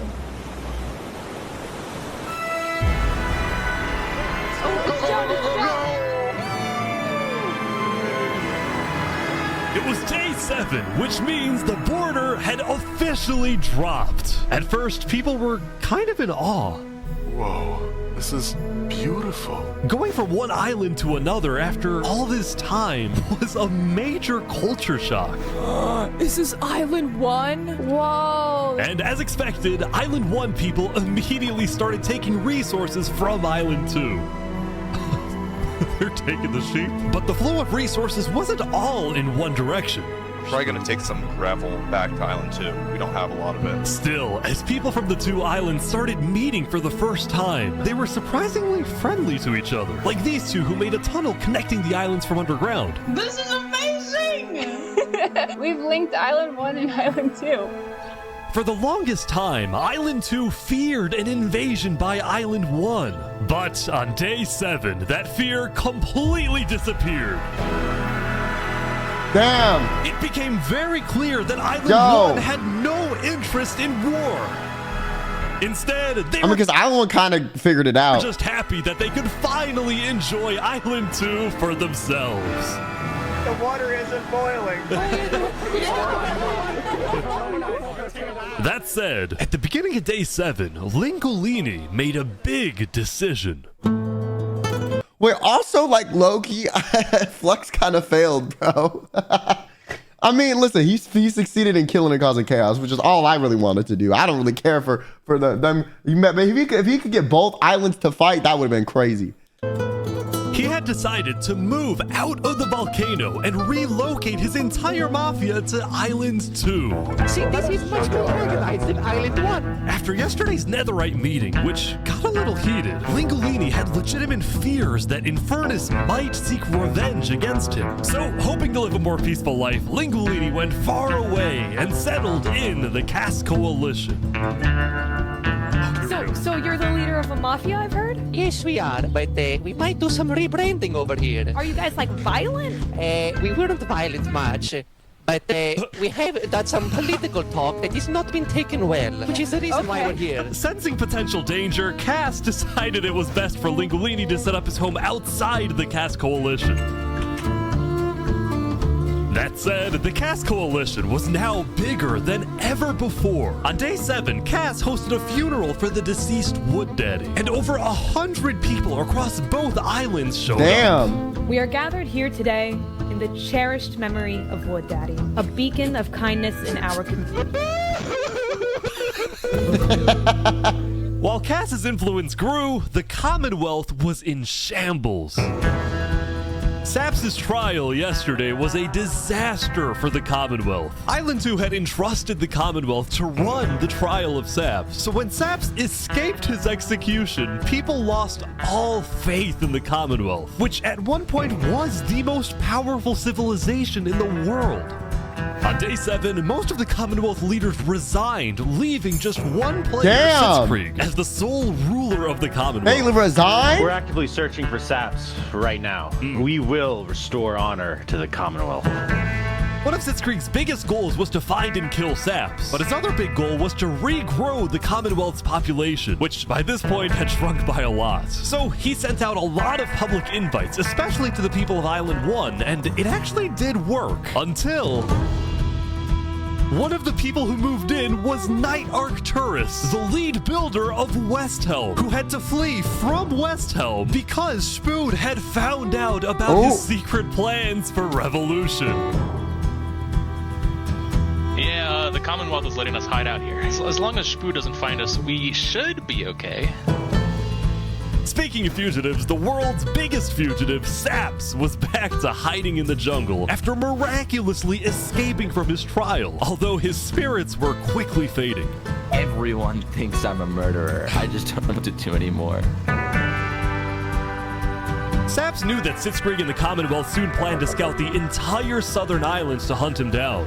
Damn. So on day 7, Just go to Saps Island 2, decided that his or best go to Island bet 1. was to leave his home island and flee to Island 1. Yeah, go to Island 1. But it wouldn't be so easy. Because the border had just dropped, people were constantly going back and forth between the two islands, which means traveling by sea could be dangerous. So Saps decided on another method of travel. He went to the place where he was least expected.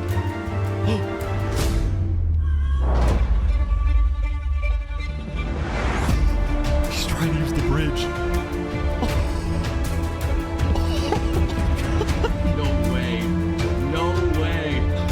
There's no way this works. What the heck?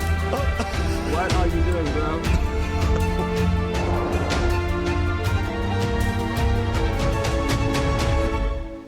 Island 1. Now, instead of chasing Saps, the Luminara builders instead retreated to inform everyone else that Saps was on his way to Island 1. I can't believe his ass just ran across that. Sailed the rest That's of the way kind to of the crazy. other island, although what happened next was unexpected. I feel like a boat would have been smarter at that point. Hey, buddy. Whoa. You just scared the crap out of me. Am I allowed to touch this water? Yeah, right. Yeah, you know, it's good. On the south side of the island, it's safe. It turns out earlier, Saps had reached out to a bunch of people on Island 1, offering them 2 stacks of diamonds if they give him a safe place to hide. And out of all people to accept his offer, it was Turntap, the leader of the Covenant, the most feared and militaristic civilization on Island 1. He's good. He's set for life, bro. They're not gonna hold him down there. The giant bridge that They got to fight off the most fierce military. Was there. When Saps and Turntap finally arrived at the Covenant, Turntap immediately distributed Saps' diamonds to the Covenant army. But then, in a surprising move, he sent them out on a secret mission. Turntap had sent the Covenant hit squad to Island 2, but not to accomplish a goal for the Covenant per se, but actually upon the request of Infernus. What? Linguini betrayed us. Yes! She got us stay gonna assassinate Mario. No! Us. He ruined our sacred land. Yesterday, okay, he was there first though, low key. Volcano for netherite mine, and as such, people from all across Island 1 you calling it your sacred land, but like you showed up second, so it's like, how is it your sacred land? In the volcano. And even though Linguini had now moved out of the volcano, Sinica felt that since people were already mining, she had no choice but to let them stay. She was not happy about what Linguini had done, and Sinica wanted revenge. Oh! They're killing the entire mafia. Another one down, baby! Oh my god. Now, the reason the Covenant was willing to do Sinica's bidding wasn't just because she'd let them mine for netherite before anyone else. Because as a civilization that values honor and loyalty, the Covenant didn't appreciate how Linguini so publicly betrayed Infernus. Oh, okay. They said this is against our principles. We could have had Island 1 at peace and world peace, and we still can, really. I still think Infernus has one of the hardest bases, Over though. my grave, he will not be a part of it. Oh, they've got him. They've got him. Mamma mia. Not the Mamma Mia. Okay, lava buckets just seem so OP in this, though. Like, not gonna lie, if you don't have a water bucket on deck, you're just The Covenant had massacred the Linguini Mafia. Before anyone could retaliate, the Blue Cross announced they would schedule a hearing, calling on the Covenant to explain what they had done.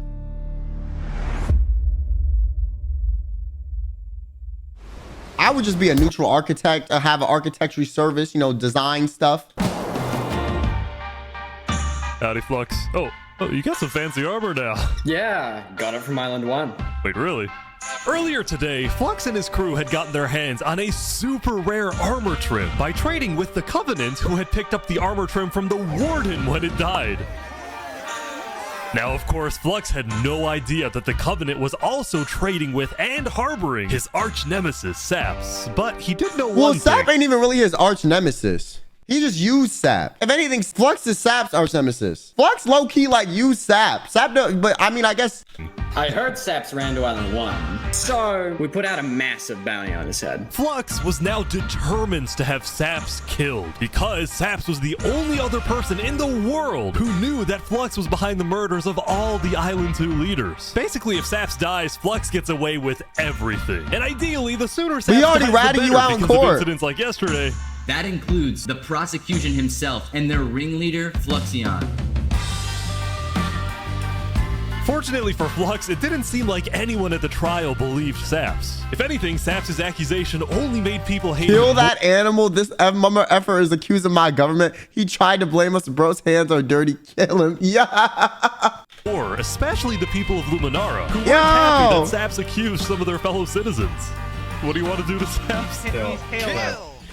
He's kill on site. We hunted him down the other day. We couldn't find him, but we have speculation of where he is. After the murder of their beloved leader 3 Below Zero, Luminara soon planned to host an election, and the current frontrunner was a player named Legacy.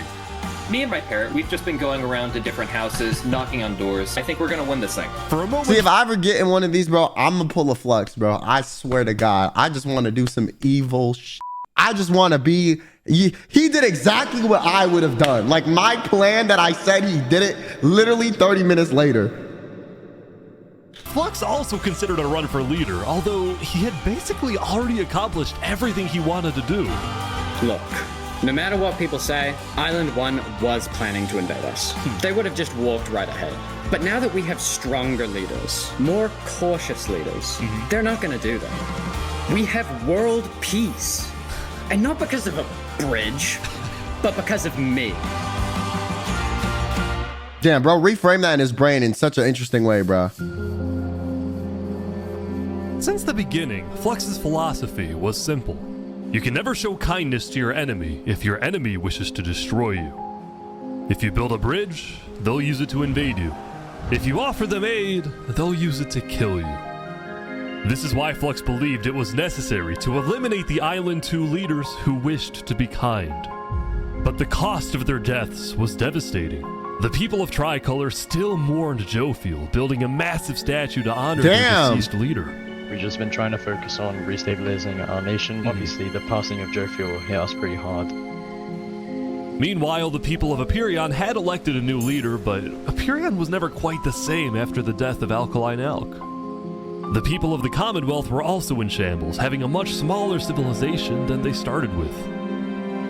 And even though there was some peace on Island 2, people didn't feel a sense of calm, but instead a sense of unease and revenge. They needed closure, and they were determined to kill the person who they believed murdered the leaders they loved. Imagine Sap literally just like hides the rest of the day and they can never find his ass. That it was only a matter of time before someone hunts him down or someone in the Covenant betrays him to collect the massive bounty on his head. So Saps made a last-ditch effort to try and get a strong ally for his cause. He asked Turntap to take him to the largest nation on Island 1.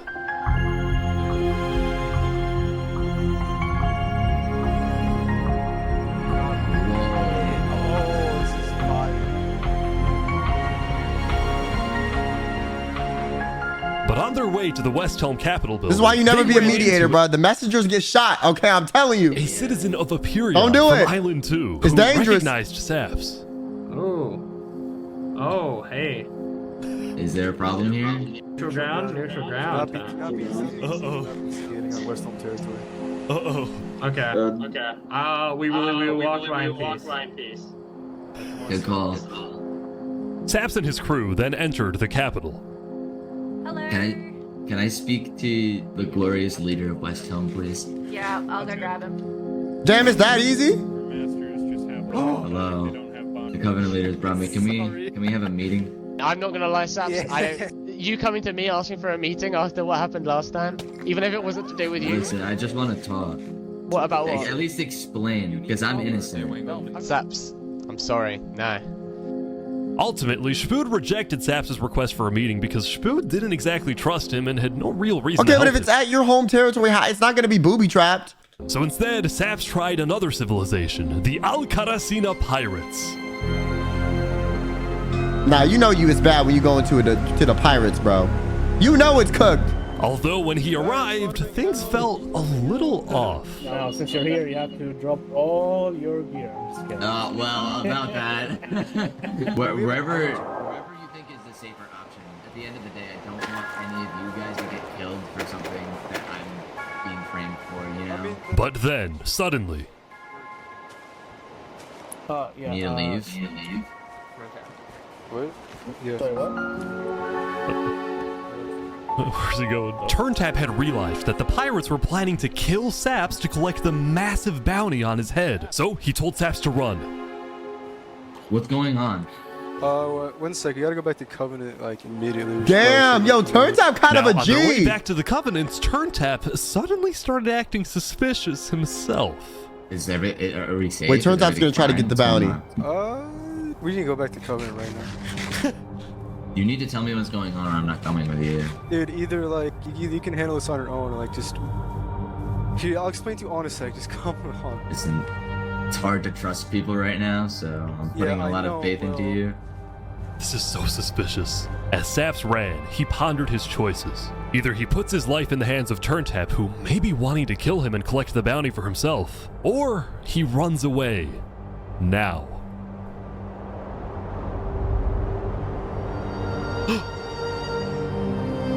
Damn, he ran. Yo, my poor Saps, bro. He cannot catch a break. It's all alone. Saps then climbed the mountains of Island 1, escaping from the last remaining person he thought he could trust. He was now all alone in a world of people who hated him and wanted him dead. All because he wanted to be a mediator. What did I say, bro? Mediating is dangerous. He ventured into the snow. Mediating is dangerous. And started collecting blocks. Saps, what are you doing? I can't trust anybody. Flux won. He completely won. There's just no point anymore. You just built a little tower. On day 7, Saps built a tower in the tundra, a monument for people to remember him by. And he planned to jump off. No! Not my goat! But he didn't. If I have to die, I'm gonna make sure he does too. Oh. Okay, he being dramatic. I like it.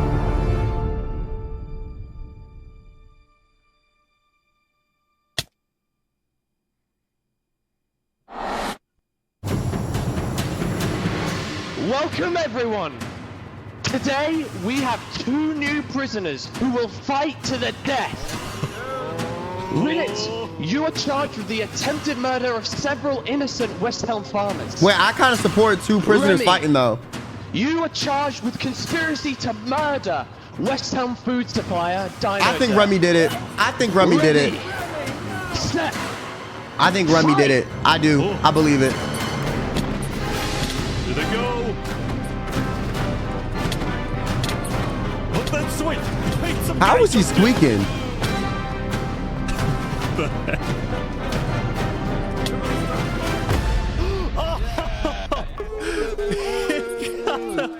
He won. Let's go, Remy! Remy the Rat had won his duel in the Coliseum. I like Remy. He's a good and all of entity. his crimes, including the murder of dinosaurs, were expunged from his record by Emperor Spood himself. He was now a legend, and his restaurant became more popular than ever before. That's crazy. Put his head on the floor. Now, it's been a busy few days for Emperor Spood. He was always working on different things. Have you seen our aqueducts? Show me your aqueducts, Spood. Look at it behind you! Look at it! So what's the use of this?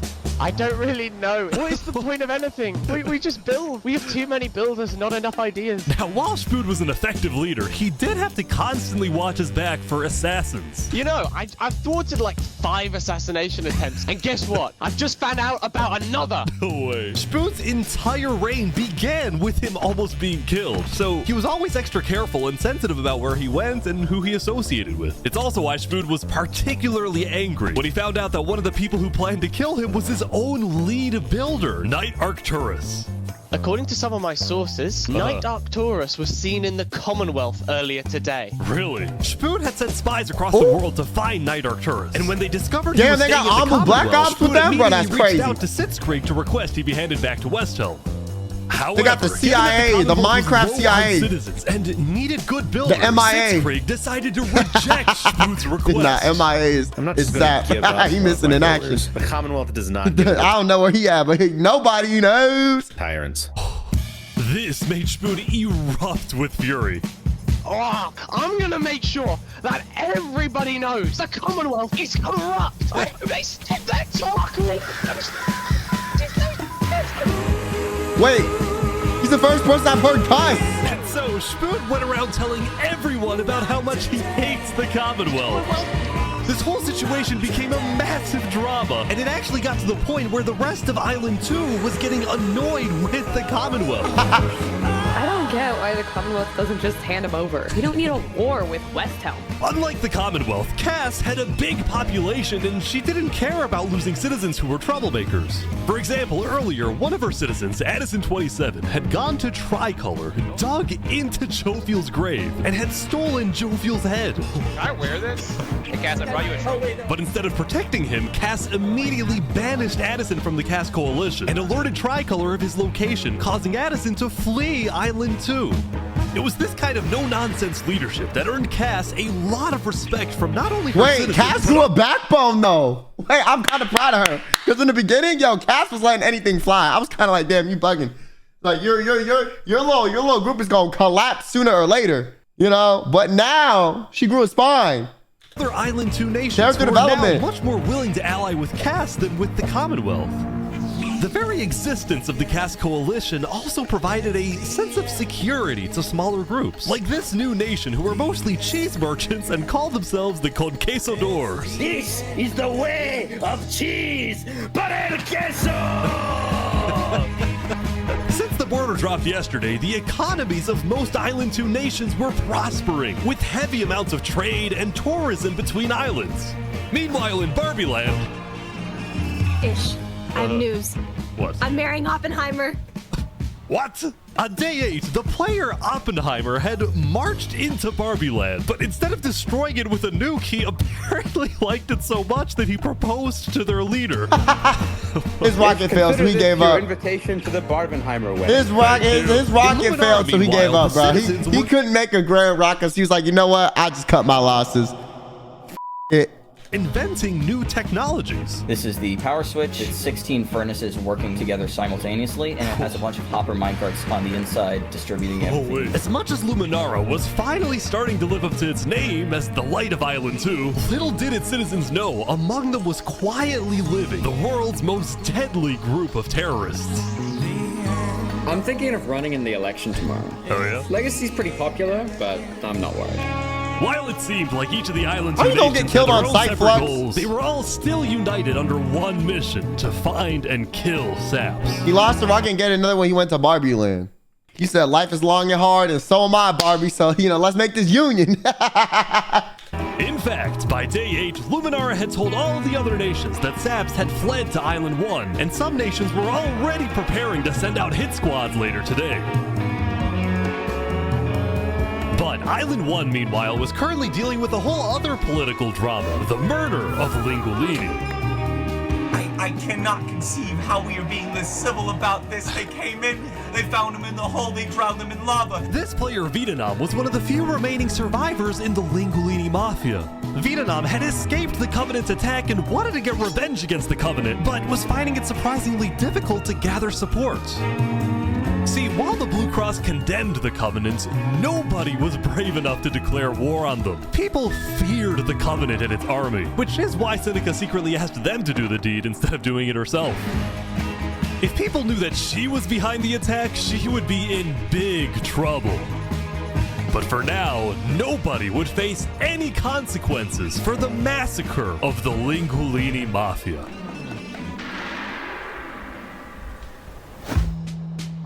Going back to Westhelm, on day 8, Emperor Spood was really only thinking about one thing: how to get revenge against Knight Arcturus.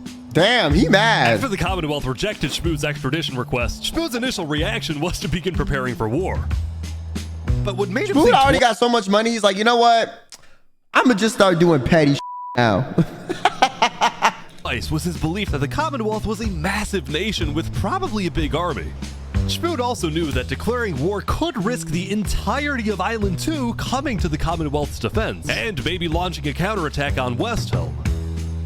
So Spood decided to change strategies. He instead decided to try and bait the Commonwealth. See if he can make them angry enough to do something rash, something bad enough that would allow Spood to then declare war and have everyone's support.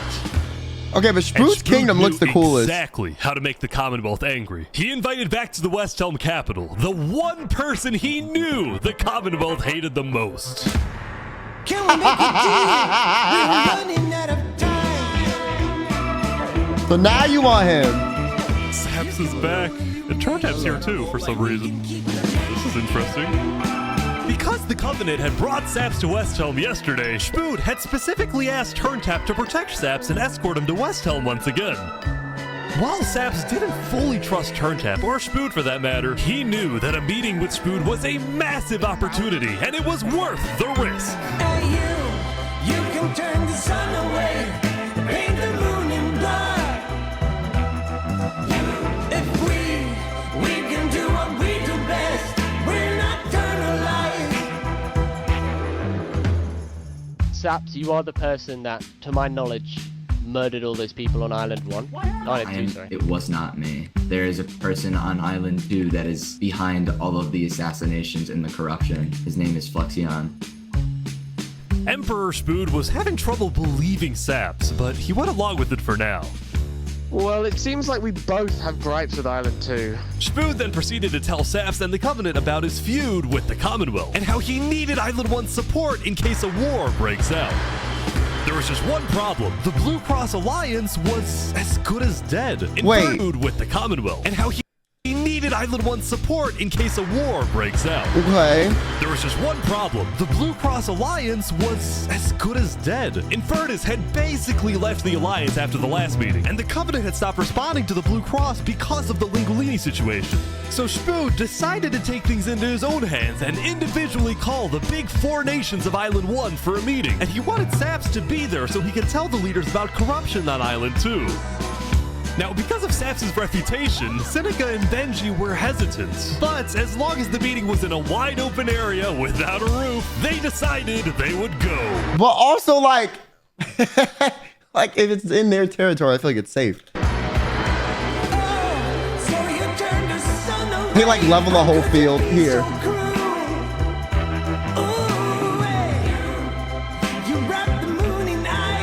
Well, I guess you could booby trap the ground though with bombs.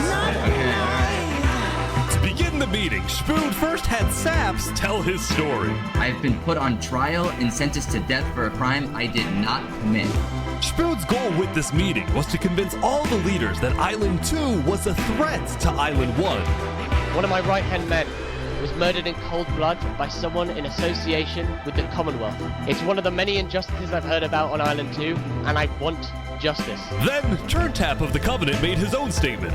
A few days ago, Covenant was approached by Luminara to speak of a potential trade agreement. Legacy AN approached me in regards to Fluxion, the guy who Saps is claiming killed everyone, which I do believe. Whoa. Apparently, back when the Covenant traded armor trims with Flux, they had also done the same deal with Legacy. And Legacy had voiced concerns to Turntap about Flux's run for leader, including how Flux was demoted from second in command, and rumors that he's paying people diamonds to vote for him. This gave Saps and Spooth's stories a little more credibility, which was crucial for getting everyone on board with West Helm's military proposal, which was, if any nation from Island 2 attacks Island 1, then the entirety of Island 1 must strike back. If all leaders are in agreement to this, please say aye. Damn, I'm kind of glad they figured it out. Finally, bro. Aye. But also, like, how did it take so long, bro? The one guy you banished the first meeting isn't the guy you think that's behind it. Like, come on, he been MIA the whole time. Like really, like, how did Sap gain anything, bro? He wanted to be neutral, and y'all forced him to be the mediator. Like, come on. This is for us a problem. Benji was hesitant to join any military alliance because Elysium was the nation of peace, and he knew that his people were opposed to any changes that threatened their peaceful lifestyle. Council might not agree. Do you believe if Saps was at the council meeting, would he potentially have the chance to convince them after telling his story? I think he might. As long as Saps agrees, it's up Or to they you. murder his ass on sight. I mean, yeah. Saps and a few of the others then walked to Elysium on a mission to reunite Island 1.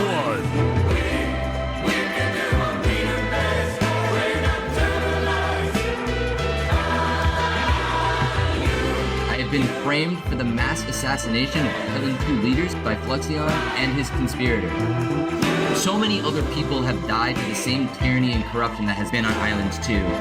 I'm just so lucky to be alive and Sap, share my speak story with you guys. your truth, okay? Talk your You been framed for so long. I secretly hope like Flux like does some crazy like somehow like wages a war between them. But as Saps spoke, the people of Elysium still had some doubts. Against the corruption in Island 2, which is... But who? What does that, what does that mean? That's vague. What does that Are we mean? going What is the corruption? Listen. Elysium wasn't convinced that potential corruption on another island was enough of a reason for Elysium to get involved. But then, suddenly... A few days ago... Who? What the...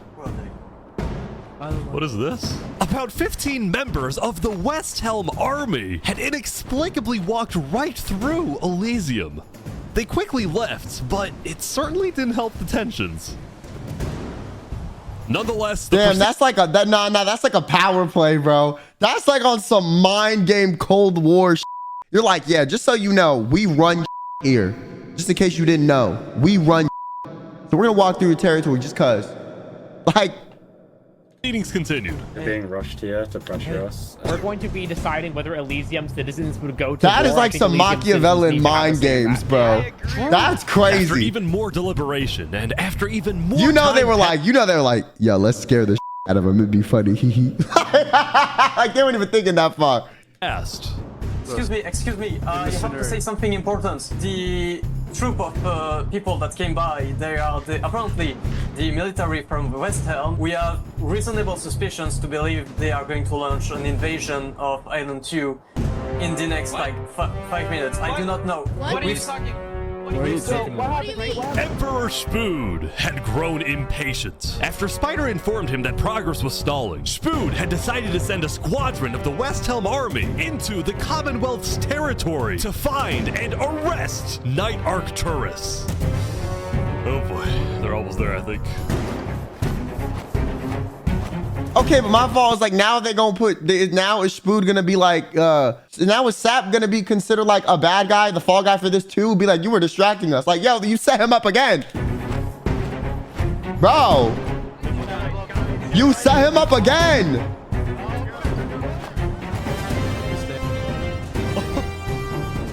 Hello, Ben. We are here peacefully. We're simply looking for a man by the name of Knight_Arcturus. Alright. We don't have him. We do not know where he's at. We have not seen him, nor have we heard from him. We don't have him. Where are they going? Is that it? With their first plan failing, West Helm went to plan B. Shield wall, shield wall. What the? What's happening, guys? They're forming a shield wall.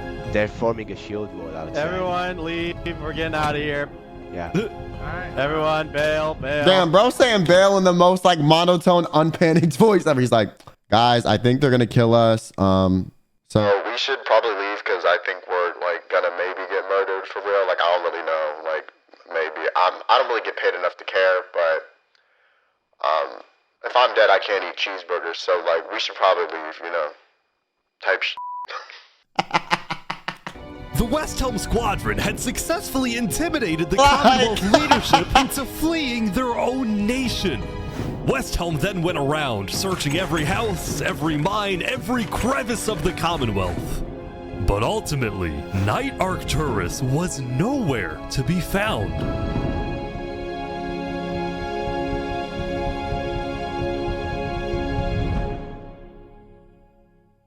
Meanwhile, at the Cass Coalition.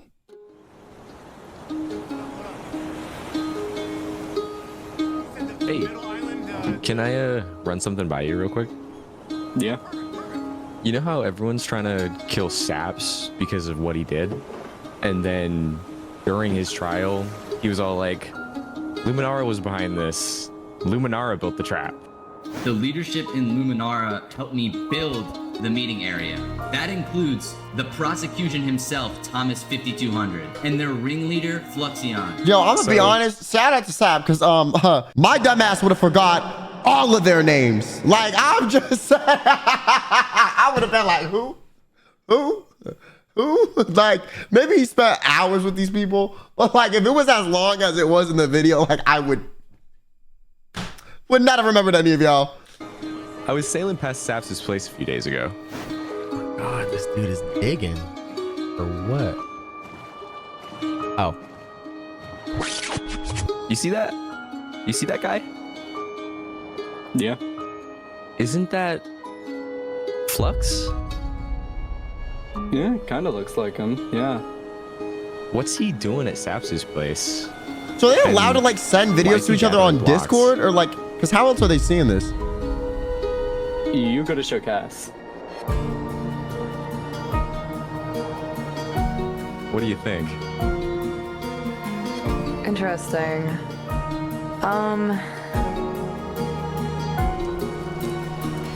You know what? Go show this to Tricolor. And probably also Hyperion. I'm on it.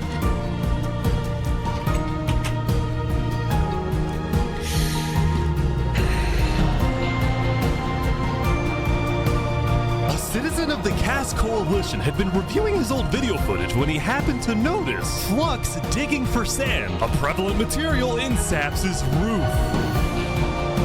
On its own, this wasn't the best evidence. Yeah, that isn't really the best evidence, bro. Like you ain't dig for sand for some glass. Like, yeah, I'm just saying. But for drama. But for some people, it did raise some questions.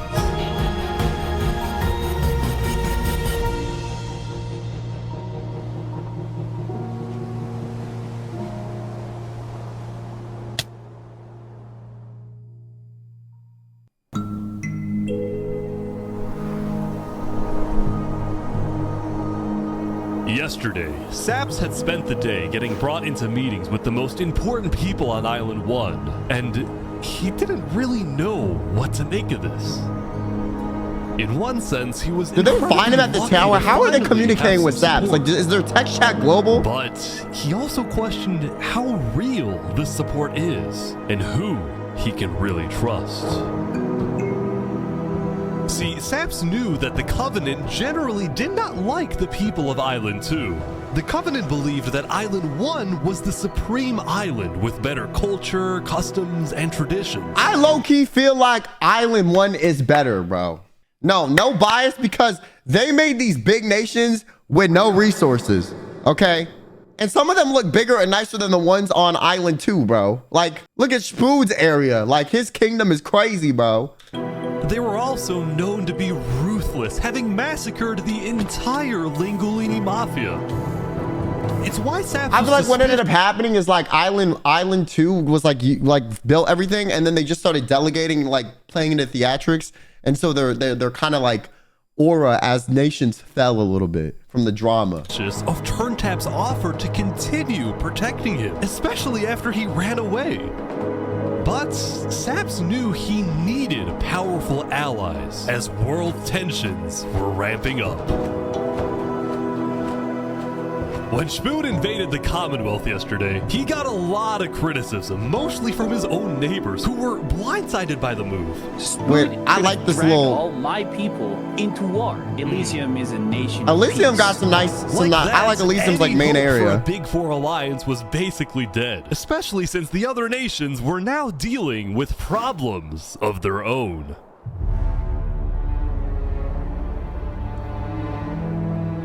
Earlier yesterday, Queen This is still one of the best bases, in my opinion. Newspaper, it's got so much media had somehow found out that she had directed the Covenant to kill Lingulini. This is why Seneca was so quiet yesterday during the Island 1 Snow meeting. She knew this story would be coming out, and she was trying to figure out how she would respond. And on day 9, she made her decision. What's up, Al? To dissuade people from invading Infernus, she would show strength by doubling down and hold a joint ceremony with the Covenant, parading around Lingulini's head.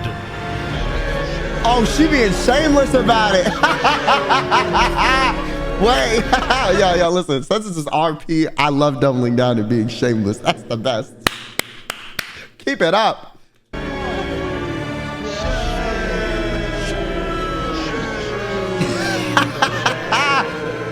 Yes. Let this be a lesson. Shame to those who disrespect our volcano.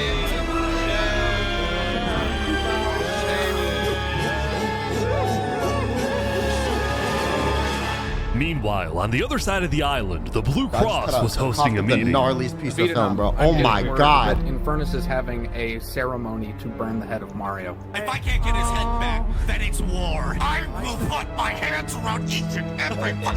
The leaders and representatives then decided that Infernus needed to be punished, and they started discussing whether or not to declare war. But then, not even a minute into the discussion... If everyone is against them, then we are not... What? Yo, so his dumb ass died. What? Benji's dead. Benji's dead. What? Benji, the leader of Elysium, had suddenly died. And before anyone could even imagine ask dying about to fall what damage, happened, and you already day 9, bro. Like there was one more day, man. You couldn't lock in.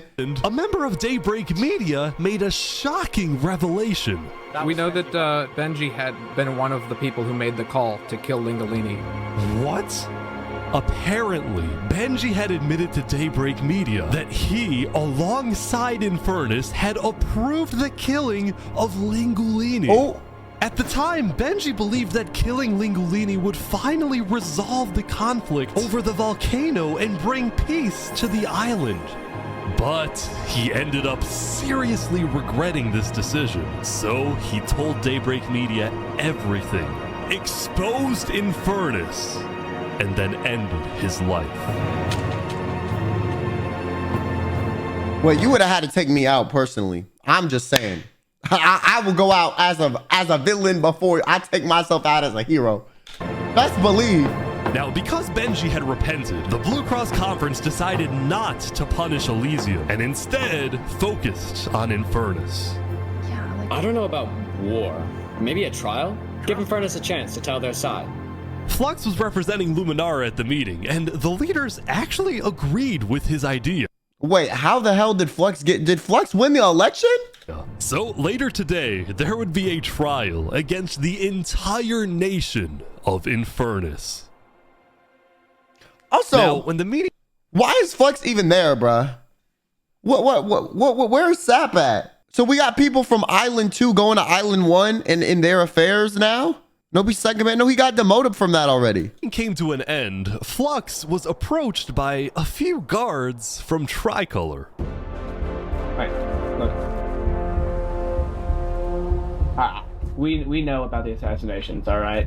What assassinations? You're under arrest. You're coming to Tricolor. You're gonna have a fair trial. Just come with us. What are you talking about? Tricolor had issued an arrest warrant for Flux after they obtained incriminating video evidence from a citizen of the Cass Coalition. being possibly responsible for the death of Jovial in any capacity. What are you talking about? We know Seraphim was guilty of that. There are concerns that you may have been involved in other ways. If you believe yourself innocent, I believe that you are. I trust that you're innocent because you told me you were. But right now, the most important thing you can do is simply go to the trial. I trust that you're innocent, head ass, trying to manipulate him. This is an outrage against Luminara. I cannot believe that you would accuse me of this. Yeah, why was Flux at the Blue Cross meeting though? I don't understand. Isn't the Blue Cross for Island 1? Wasn't necessarily convinced that Flux was guilty. They just wanted Flux to go to trial so that he could answer their questions about the videotape. Why didn't you not bring this up beforehand? So that you were not leading, run away. You're seriously scared that I'm going to run away from a trial. You agree after what happened with the Commonwealth, we could never be too careful about stuff like that. We're both not. Fine, I will go. But this is an outrage. All right, let's go. We're gonna remember this. We will not stand for this. Flux is getting arrested by Tricolor.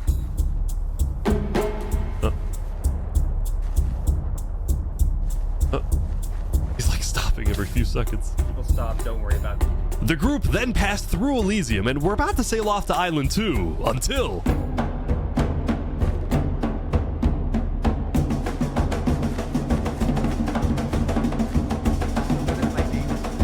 What he gonna do?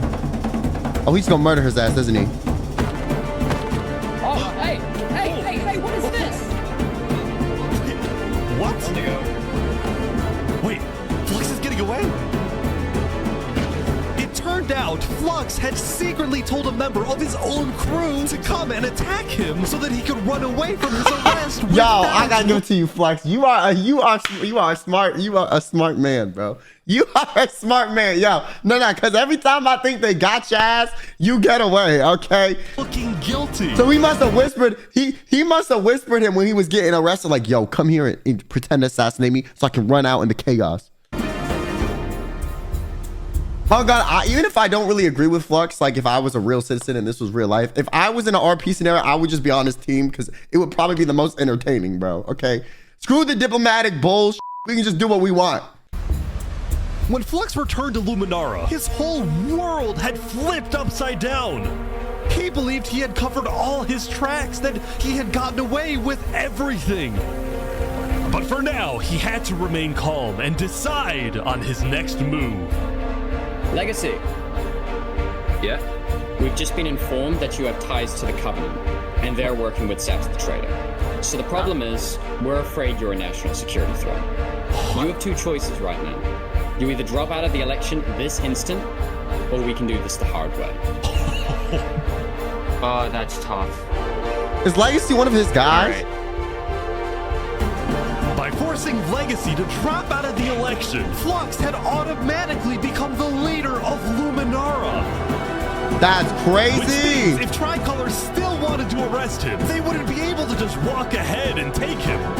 They would have to invade Luminara itself. Nah, that's insane, bro. I ain't gonna lie. Yesterday, Emperor Spoon had caused a lot of chaos with hey, his Spoon's failed had attempts Architect Cook, to capture Knight Arcturus. So he spent day 9 repairing relationships, but also forming new ones. For example, earlier, Spoon had received a message from a player named Addison27 who wanted to sell Jovial's head in exchange for netherite. Spoon accepted the deal, gave Addison a place to meet him at, but then he gave Addison's location straight to Tricolor. Uh-oh. Show us the head. Yeah, there it is. Oh, no. Give it right now. I got it. Now, this actually led to an alliance between Westhelm and Tricolor, the first ever multi-island alliance, and a strategic move by Spoon to befriend the neighbors of the Commonwealth.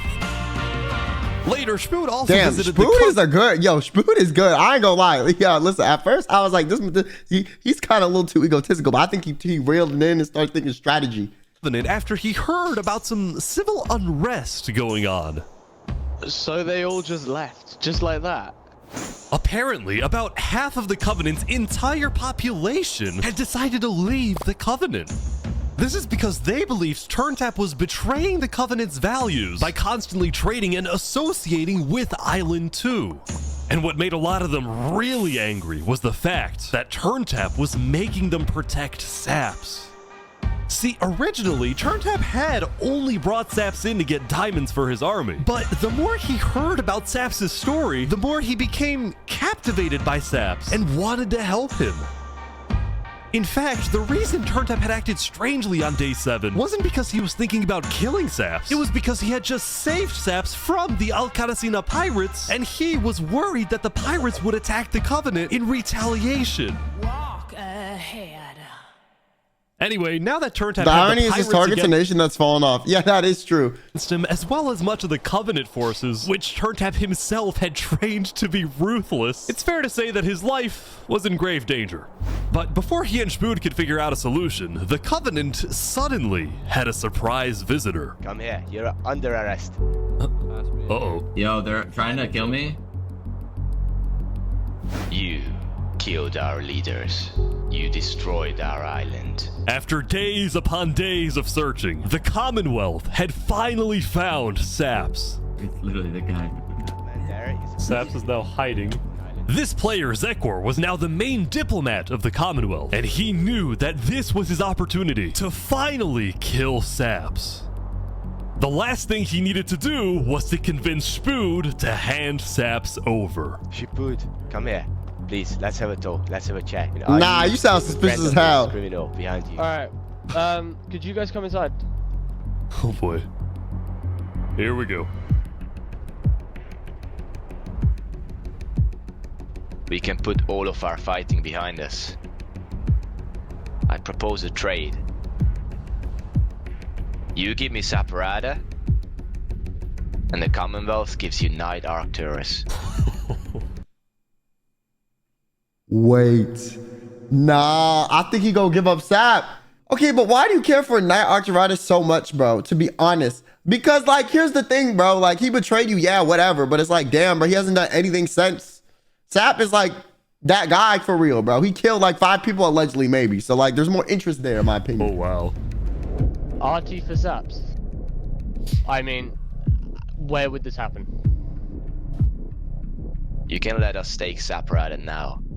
And then we can kill Arcturus for you. No, don't kill him. He needs to fight in the Colosseum. Alright, we can make that work as well. Wait, so you're saying you know where he is? And they lied about it.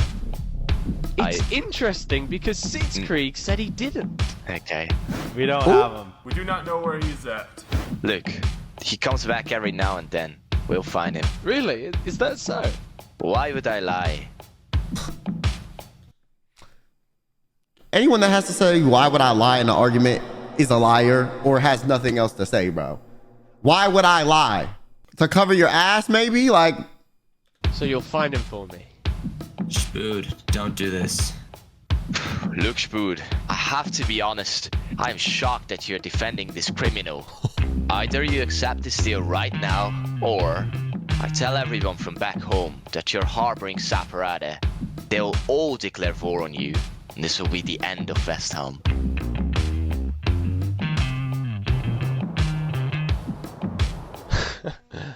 So, just to make the terms of this deal... I feel like Westhelm can beat him in combat. Ain't the Commonwealth like one of the weaker nations now? very clear, because I want to be accurate. You expect me to give up an innocent man in exchange for a terrorist? Is that really your offer? He's not innocent. Yo, W Spood! Alright.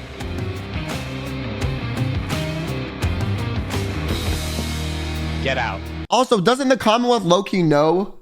Or aren't they about to find out that Spood is innocent from the footage anyways? Or not Spood, Sap. I'm getting the names confused.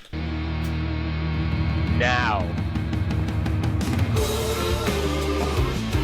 Damn! Yo, Spood is kind of goated!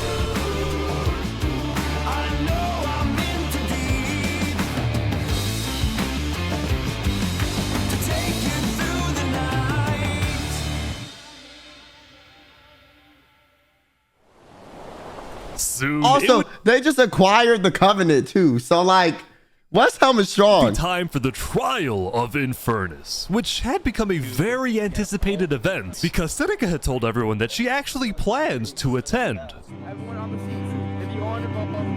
As such, Turntap would be there to help her, which meant Saps also had to go.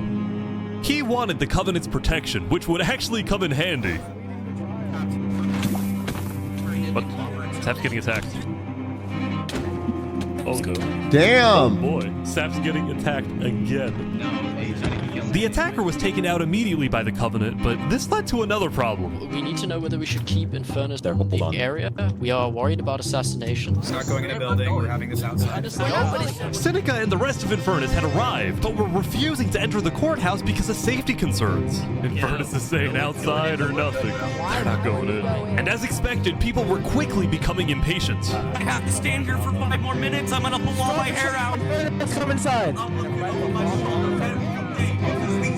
Yo, why did they try to kill Sap? Who tried to kill Sap? Don't have the ability to come in this building. The trial hadn't even begun and things were already out of control. And then...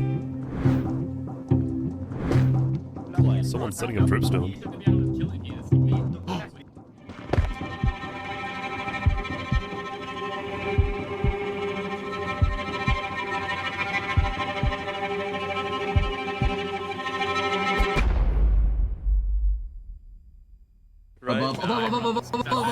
Oh!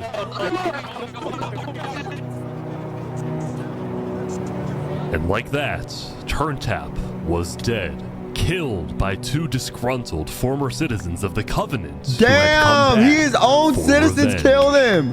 What the? Run. They're trying to kill us. Burn us back to the castle. Queen Seneca directed her people and all the remaining Covenant forces, who were now leaderless, to retreat to the Infernus castle. Wait, so Seneca kind of got a W in this situation just because the Covenant was petty. Yo, she keeps getting away with this bullshit.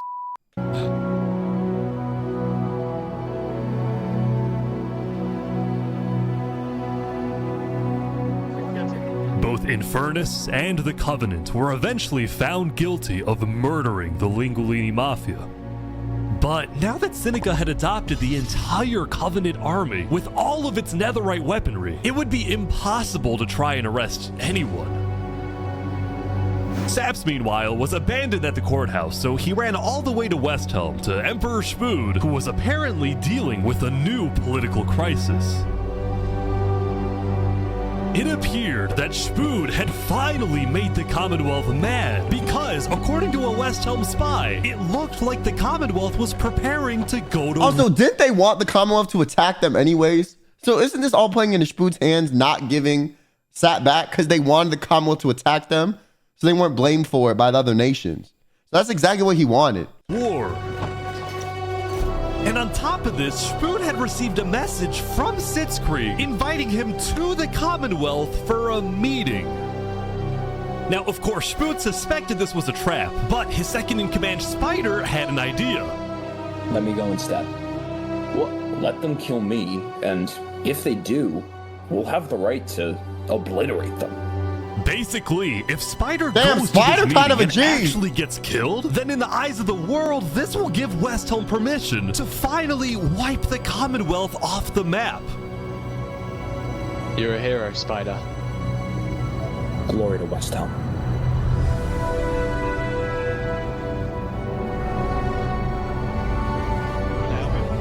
Woo! These guys are all waiting for something to happen.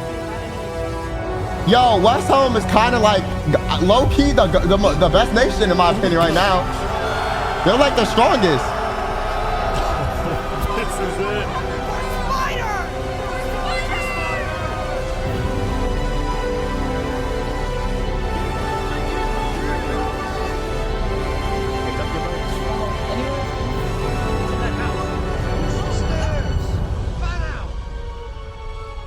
Wait, what? Where is everyone? The Commonwealth had been completely abandoned. See, after Zekor's meeting with Spood, Sitzkrieg had tried to rally all of Island 2 against West Helm, but not a single nation joined him.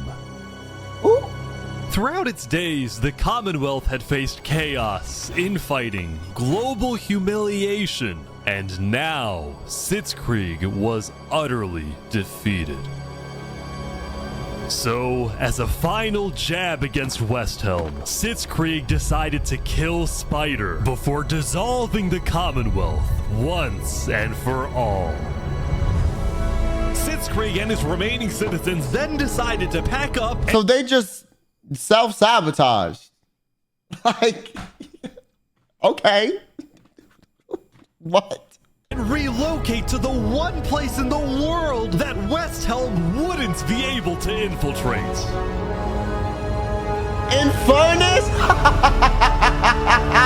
Yo, Seneca is just taking W's left and right, and she's not even doing anything to get the W's. They're just being handed to her on a silver platter. They're like, all right, we ain't got nowhere else to go. Here, you can have our resources here. You can do this here. Like, she's the least deserving of any of this because she didn't do anything, bro. She didn't do anything. She just sat there and waited for people to come to her. Come on in, guys. Welcome to Infernus. Thank you, Seneca. All she ever did was kill the Linguini guy and then sit back and let everyone come to her. There are so many people. Yo, that's crazy. She took a W without even needing to do much.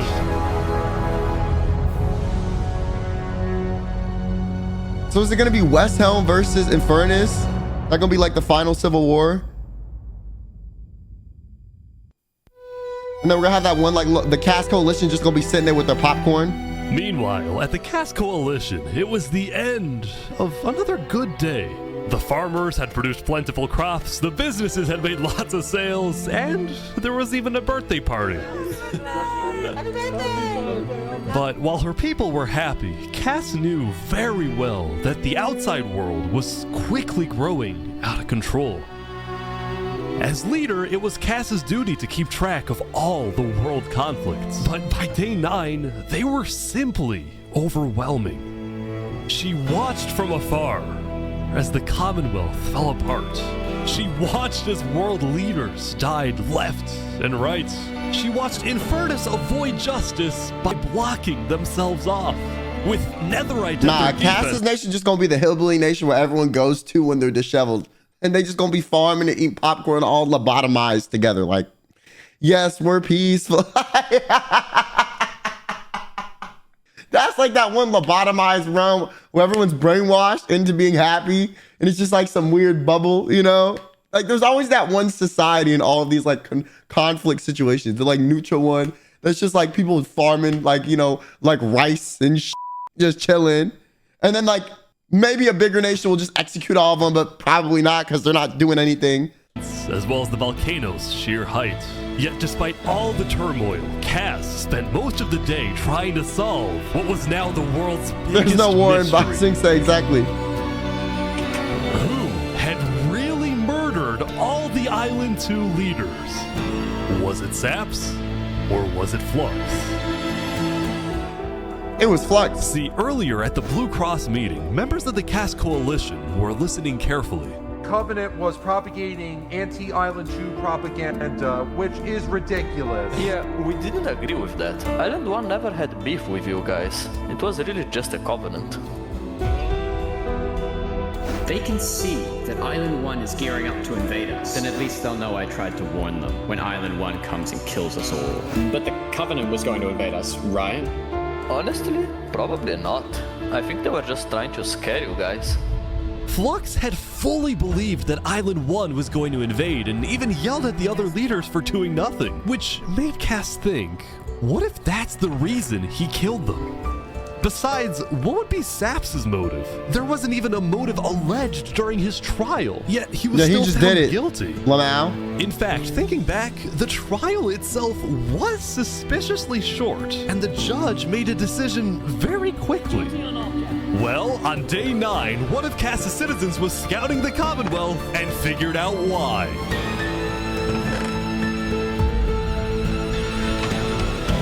Wait, what? Flux had bribed the judge to ensure Saps was found guilty.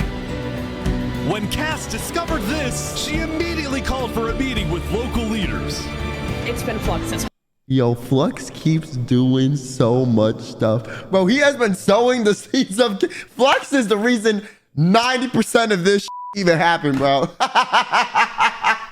Like I said, Flux, you did exactly what I would have done, okay? The plan I said, I'm going to kill them all at this neutral meeting. You did just that, and then you played your cards perfectly. Whole time. I'm so mad. He needs to die. I never thought I'd say this, but you have my permission. That's exactly what I would have done, bro. Okay, I'll tell my guys to prepare for battle. No, there won't be a battle. We go in, we take him out, we leave. Got it? Sounds good. See? All right, first thing tomorrow. How did it take him this long to figure it out, though? Like, I ain't gonna lie. He was literally the first person every nation on his island disagreed with. And he was demoted and kicked astray. And y'all didn't think he was the one that killed everyone off rip. Like, come on now.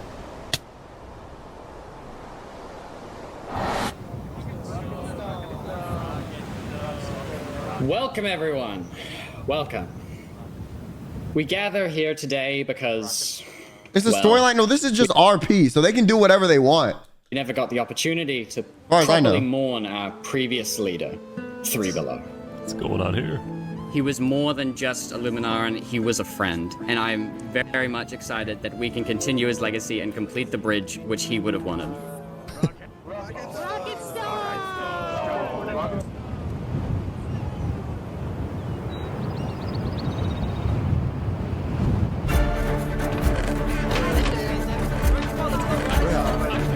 Damn, they gearing up. Let's go. And so, the Cass Coalition set off on their mission to kill Flux once and for all. On the way, Cass stopped at Empyreon to rally their people. We've found the person responsible for the multiple leader assassinations, including the assassination of your own president. Are we ready to fight for Luminara and for justice? The plan was simple. Empyreon would invade Luminara from the south, while the Cass Coalition approaches from the looks sea kinda so nice that too. Flux can't escape. Empyreon's architecture is fire as well.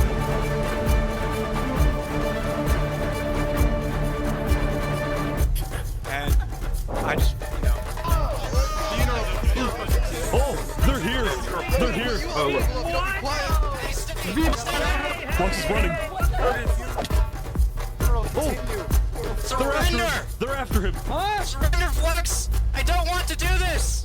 Y'all gonna kill him whether he surrenders or not. Wait, surrender!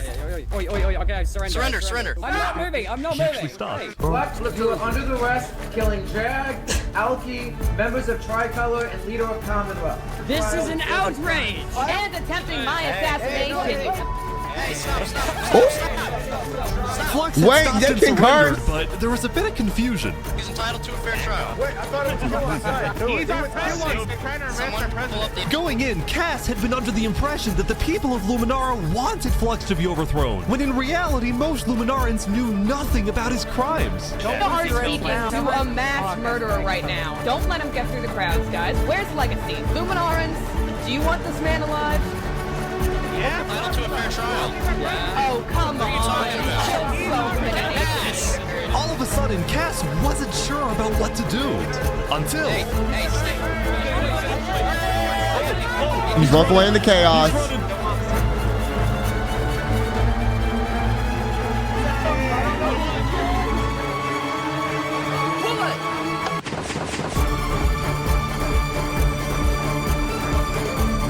Bro, he had a whole area rigged just in case.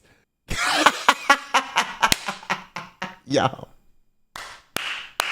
Flux Yo, Flux, you're a mastermind, man. I gotta give it to you. Okay, whenever I think it's up for you, it's never up for you. You somehow weasel your way in. You're like a little cockroach that 3 bottles of Raid can't kill. Okay, even Raid with a lighter held up to it can't kill you. God damn.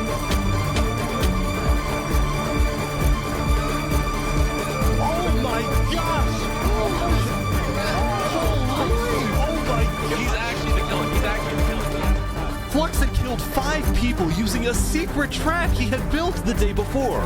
This bought him just enough time to escape. You block up behind. That said, Flux knew there'd be a lot of people after him, so when he dug to the surface, he ran straight to the ocean and fled Island 2. Yo! Still, Cass and Aperion sent out hit squads to try and hunt Flux down, while Legacy directed the citizens of Luminara to evacuate. I gotta move all of these people over to the Conquistador HQ because no one is safe in Luminara at the moment. Holy. Like that, Legacy had taken over as leader of Luminara. Cass and Aperion were down 5 citizens, and Flux had gotten away with everything once again. Hey, you wanna know if Flux gonna go to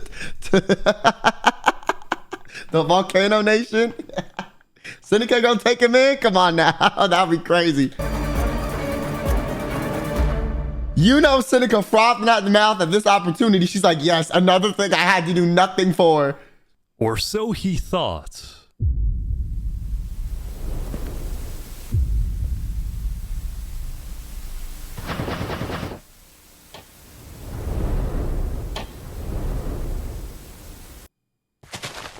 I am so confused on what's happening right Oh now. my god! Oh god!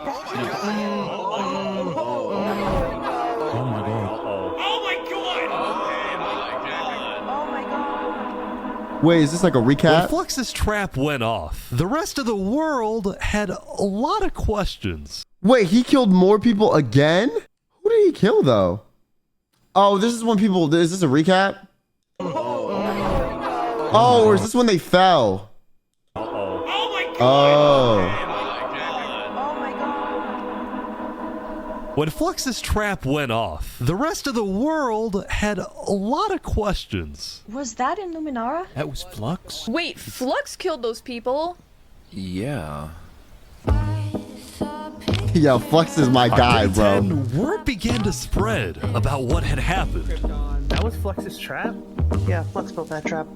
Which made people think, was Flux behind the murders of the Island 2 leaders after all? Dude, I think Flux was behind everything. Saps was right. Suddenly, the world realized that Saps had been telling the truth. I just feel like it's so obvious when Saps had zero motive and Flux had all the motive in the world, but that's just me.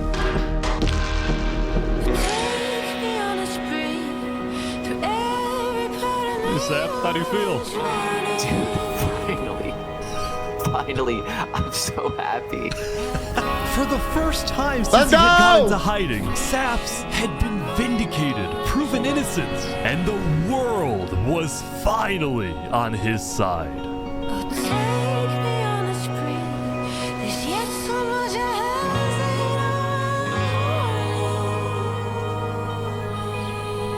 And now, instead of hunting for Saps, all of Island 2 was determined to find Flux. He gonna end up in Seneca's place. I swear to God, and they're gonna defend him for no reason, just cause.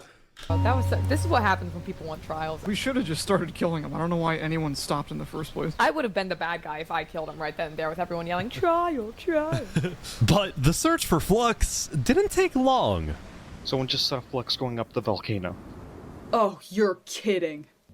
What did I say? Another W for Seneca, and she ain't have to do for it. Layer by layer, I didn't know narrowness in my childhood. Queen Seneca Maybe this is a loss for her, though. Refuge at Infernus under the condition that he and his crew build deadly traps all around the volcano perimeter so that nobody can break in. But the rest of the world was unfazed. What did I say? They're gonna pay for what they did. Yeah. On day 10, all of Island 2 joined the Tricolor West Helm Alliance and declared war against Infernus.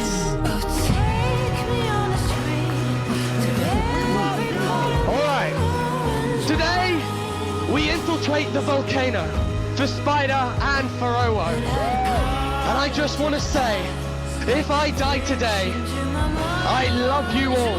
We love you! Glory Retreat to West Tower!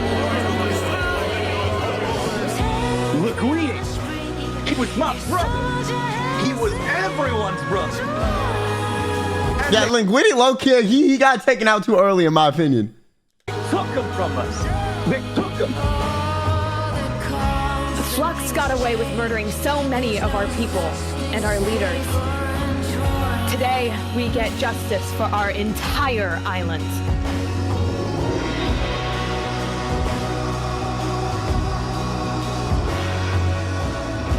Okay, vamos, amigos, vamos! Alright, everyone in. I'll meet you at the Coliseum.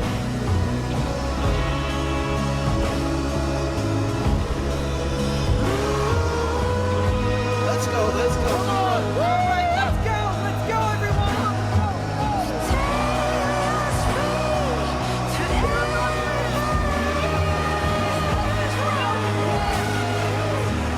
everyone! This is crazy.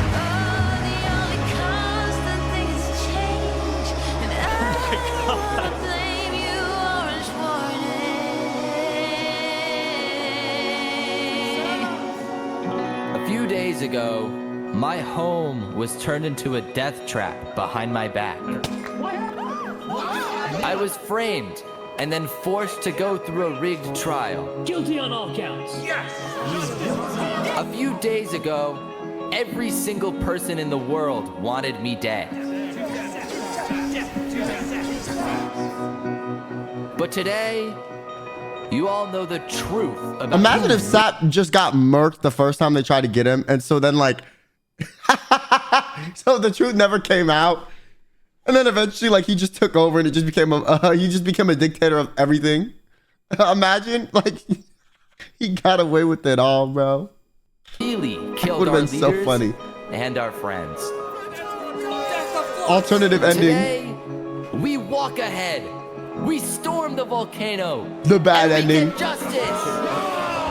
I bet you would love that. That would just be, I would just love to see how he did it. Thank you, Saps. Alright, everyone, listen up. There's a lot of things to watch out for. There's gonna be lava, boiling water, dripstone traps, their entire army. They have the height advantage. Scrooge like netherite scuffed Mike also just makes it so much better. But we have numbers. So let's stick together and let's win this thing. Come on. All right, here we go. Oh my god, that dude's game was a lagging.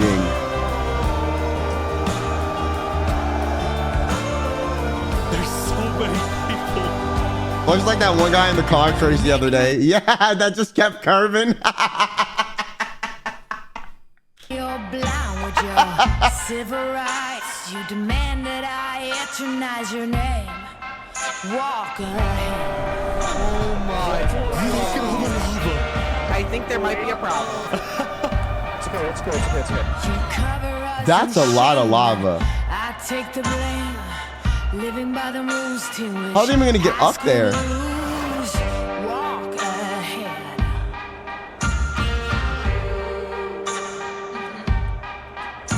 Buchanans keep provoking. Blood red sun starts choking. Can anyone stand this? Wait, they do kind of have the ultimate base that's hard to beat though, because literally they could just send lava off the sides and they're kind of just good.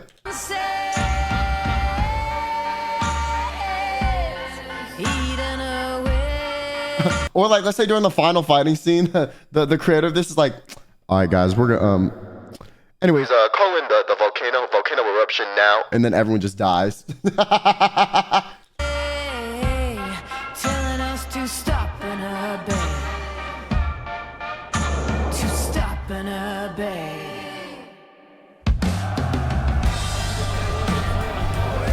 They're pouring water on the lava, but the water still burns.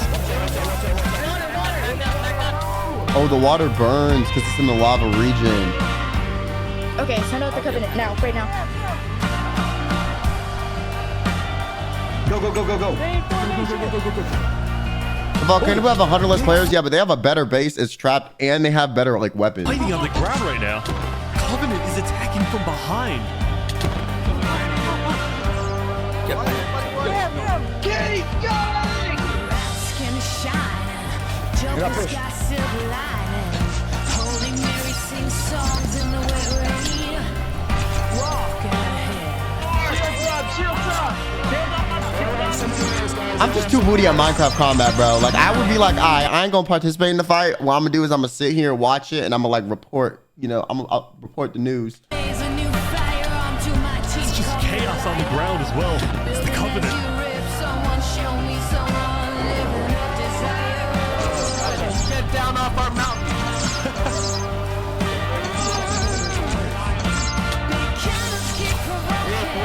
They got it, they got it. Everyone retreat, retreat, retreat. Anyone stand this nonsense? Beating up,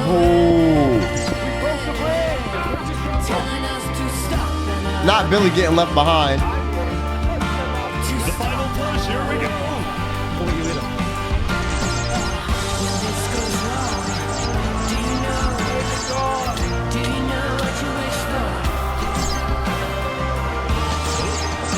Wait, Legacy almost died. They're in.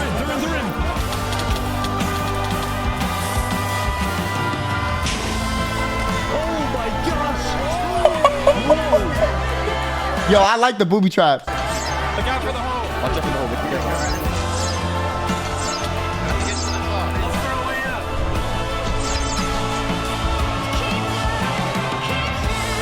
Imagine the guy that's supposed to pull the lever on the trap and you can't get it, you can't pull it, you can't get it to go. You're like, hey guys, I think the redstone chain is broken. Guys.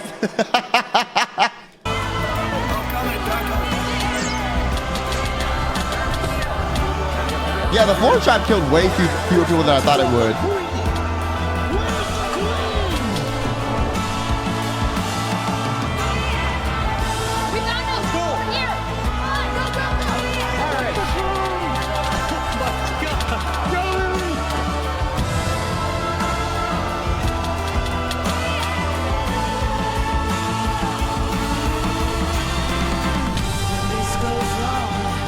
Damn, she was defeated.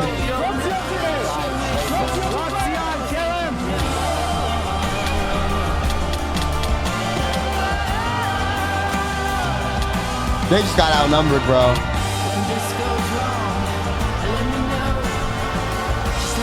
Nah, he did the boat tech. Okay, Flux, you play too much Minecraft, bro. You pulling out moves I only see the most advanced people use.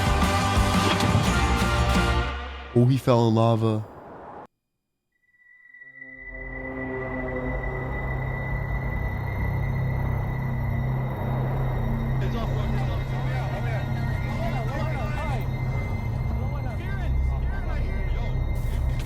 Wait, no, he's alive? He says golden apples.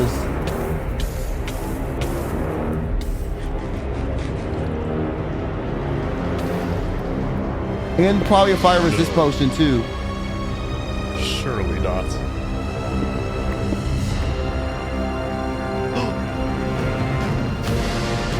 He's using the tunnel in between the islands. Of course. Wow, they're just killing each other.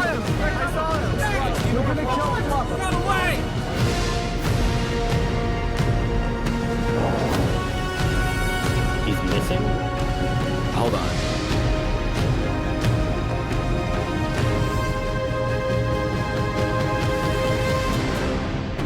Damn, man, his head command got with him too. Nah, him messaging him, what? Yo, he about to pull some Naruto bullshit where like in the shonens they're like, hey, what if you just like, I'll just forgive you and then we'll make peace and then all of the fighting will stop. See, I hope Sap does that and then just murks him at the end. Because on God, those anime protagonists better than me, okay? I would have gotten them to repent and then I would have stabbed them through the chest. Glock to the forehead. Talking about. I ain't giving up after all that. You tried to ruin my life. All right, guys, let's go. Let's go.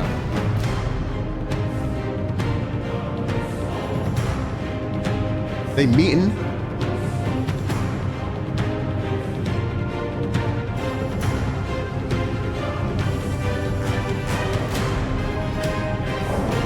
Are they gonna fight to death in the Coliseum? Revenge is not worth it, BS. Okay, listen. If the revenge is as easy as just like getting them to agree and then just like, you know, ripping a quick one, that's fine. I ain't worth like plotting revenge. And this is in a fictitious scenario, okay? In real life, I'm not killing nobody, but in Minecraft, yeah, I am. The f. No way.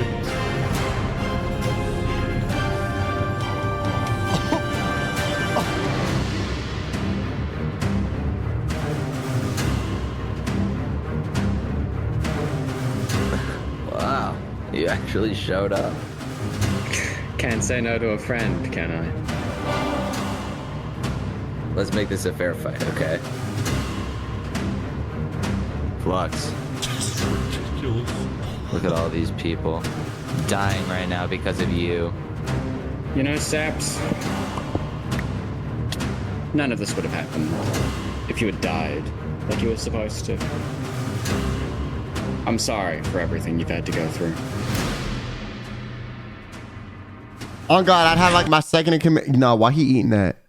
Oh, I thought it was the second in command.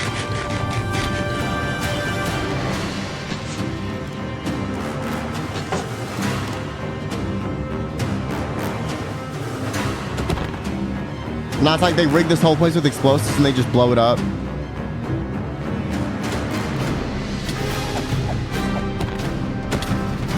can't watch this.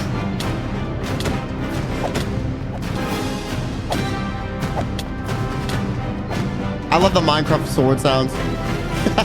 It's so unserious.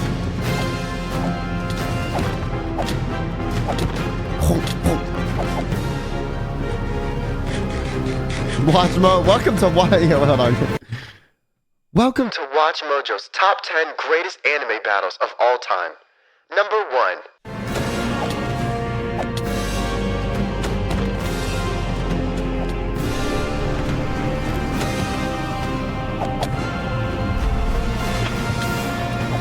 Oh, the lava strat is devious.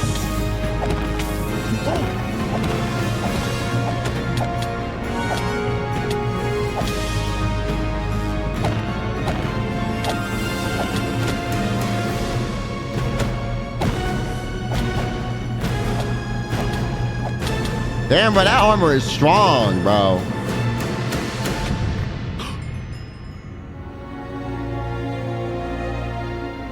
Not the dramatic. Let's go! My goat won! Actually, low-key Flux, you were more my goat. Okay, listen, I kind of appreciate what you did for this whole storyline more out of everything. But like, you know, for the sake of good winning, you know what I'm saying? You know, but like you really are my goat if I'm being honest.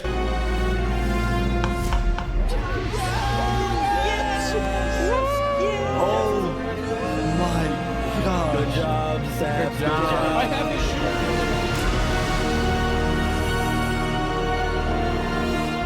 Saps had killed Flux. And with that, Flux's reign of terror. And they just looted his ass immediately. Over. His little second in command's running away. Like, they killed my leader.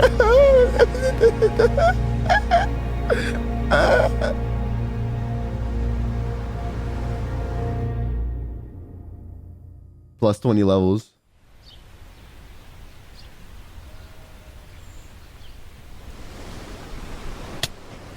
Damn. I had to. Today, we gather to honor the lives lost in the Battle of Infernus. Since then, I think we haven't felt the same. I know I certainly don't. It was only that few people? Ain't you lose like half the population?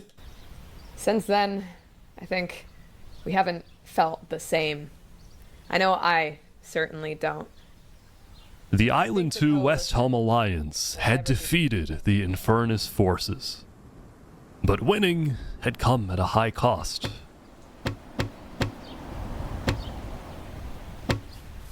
Damn! After the war, people across the world took time to mourn their dead, reflect upon the battle, and then eventually decide how to move on.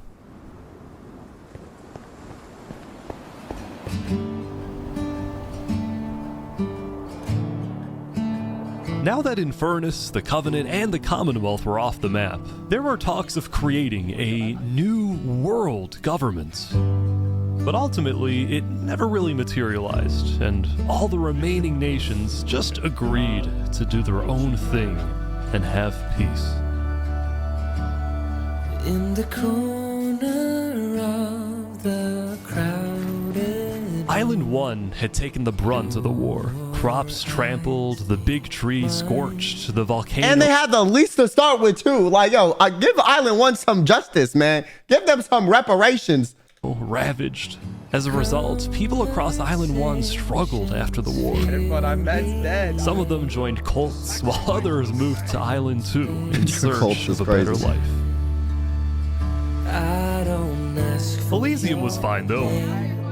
Instead of going to war on day 10, the Nation of Peace had decided to hold a peace festival. And on their shore was something new. A bridge stemming all the way from Luminara. are near. Taking steps. And so everybody lived on in peace. Wait, yeah, what was the Barbie community doing this whole time? Were they just like picking their ass? Yeah, what were they doing, yo? They weren't involved in any of this. Were they just chilling? Like, now that I really think about it, like, y'all were just there. Like, including Saps, who at long last had returned to Island 2. That's the island where everyone lobotomized. Those brings back memories. Still, the world wasn't totally conflict-free. The Cass Coalition Bakery was yet to be exposed for causing the death of Wood Daddy. And Knight Arcturus was still in hiding, yet to be found by Westhelm. It's a big world, so it's not a surprise that many stories like these may just never end. But I think there's some beauty in that. Do we all so slowly lose control? Aperion. As emotion. Well, I forgot about Nevermore. Westhelm low-key goated. We will catch that traitor. But tonight you can rest. You've made your emperor very proud. Jody. Wait, the Conquistadors kind of got a fire base too. Jody, you have heard all of the evidence. If you find Thomas 5200 guilty of aiding Fluxion with his reign of terror, jump now. Tomas, may you find mercy in the end, senor.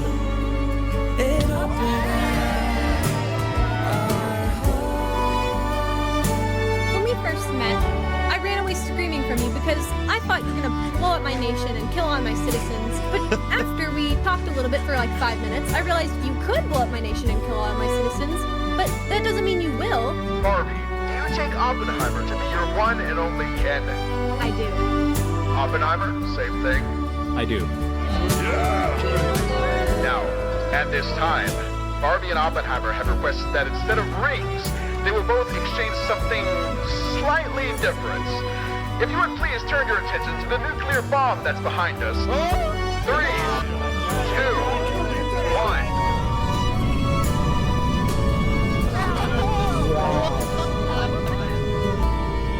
I love us just lagging because this is Minecraft. What is this? Oh, he remade his place.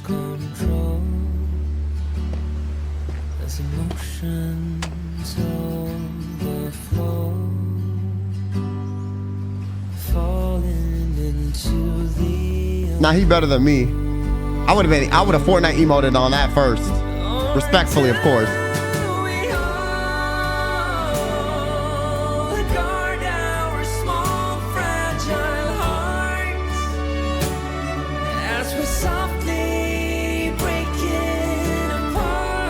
Damn, they had a team of editors. Not as many people as I thought, though.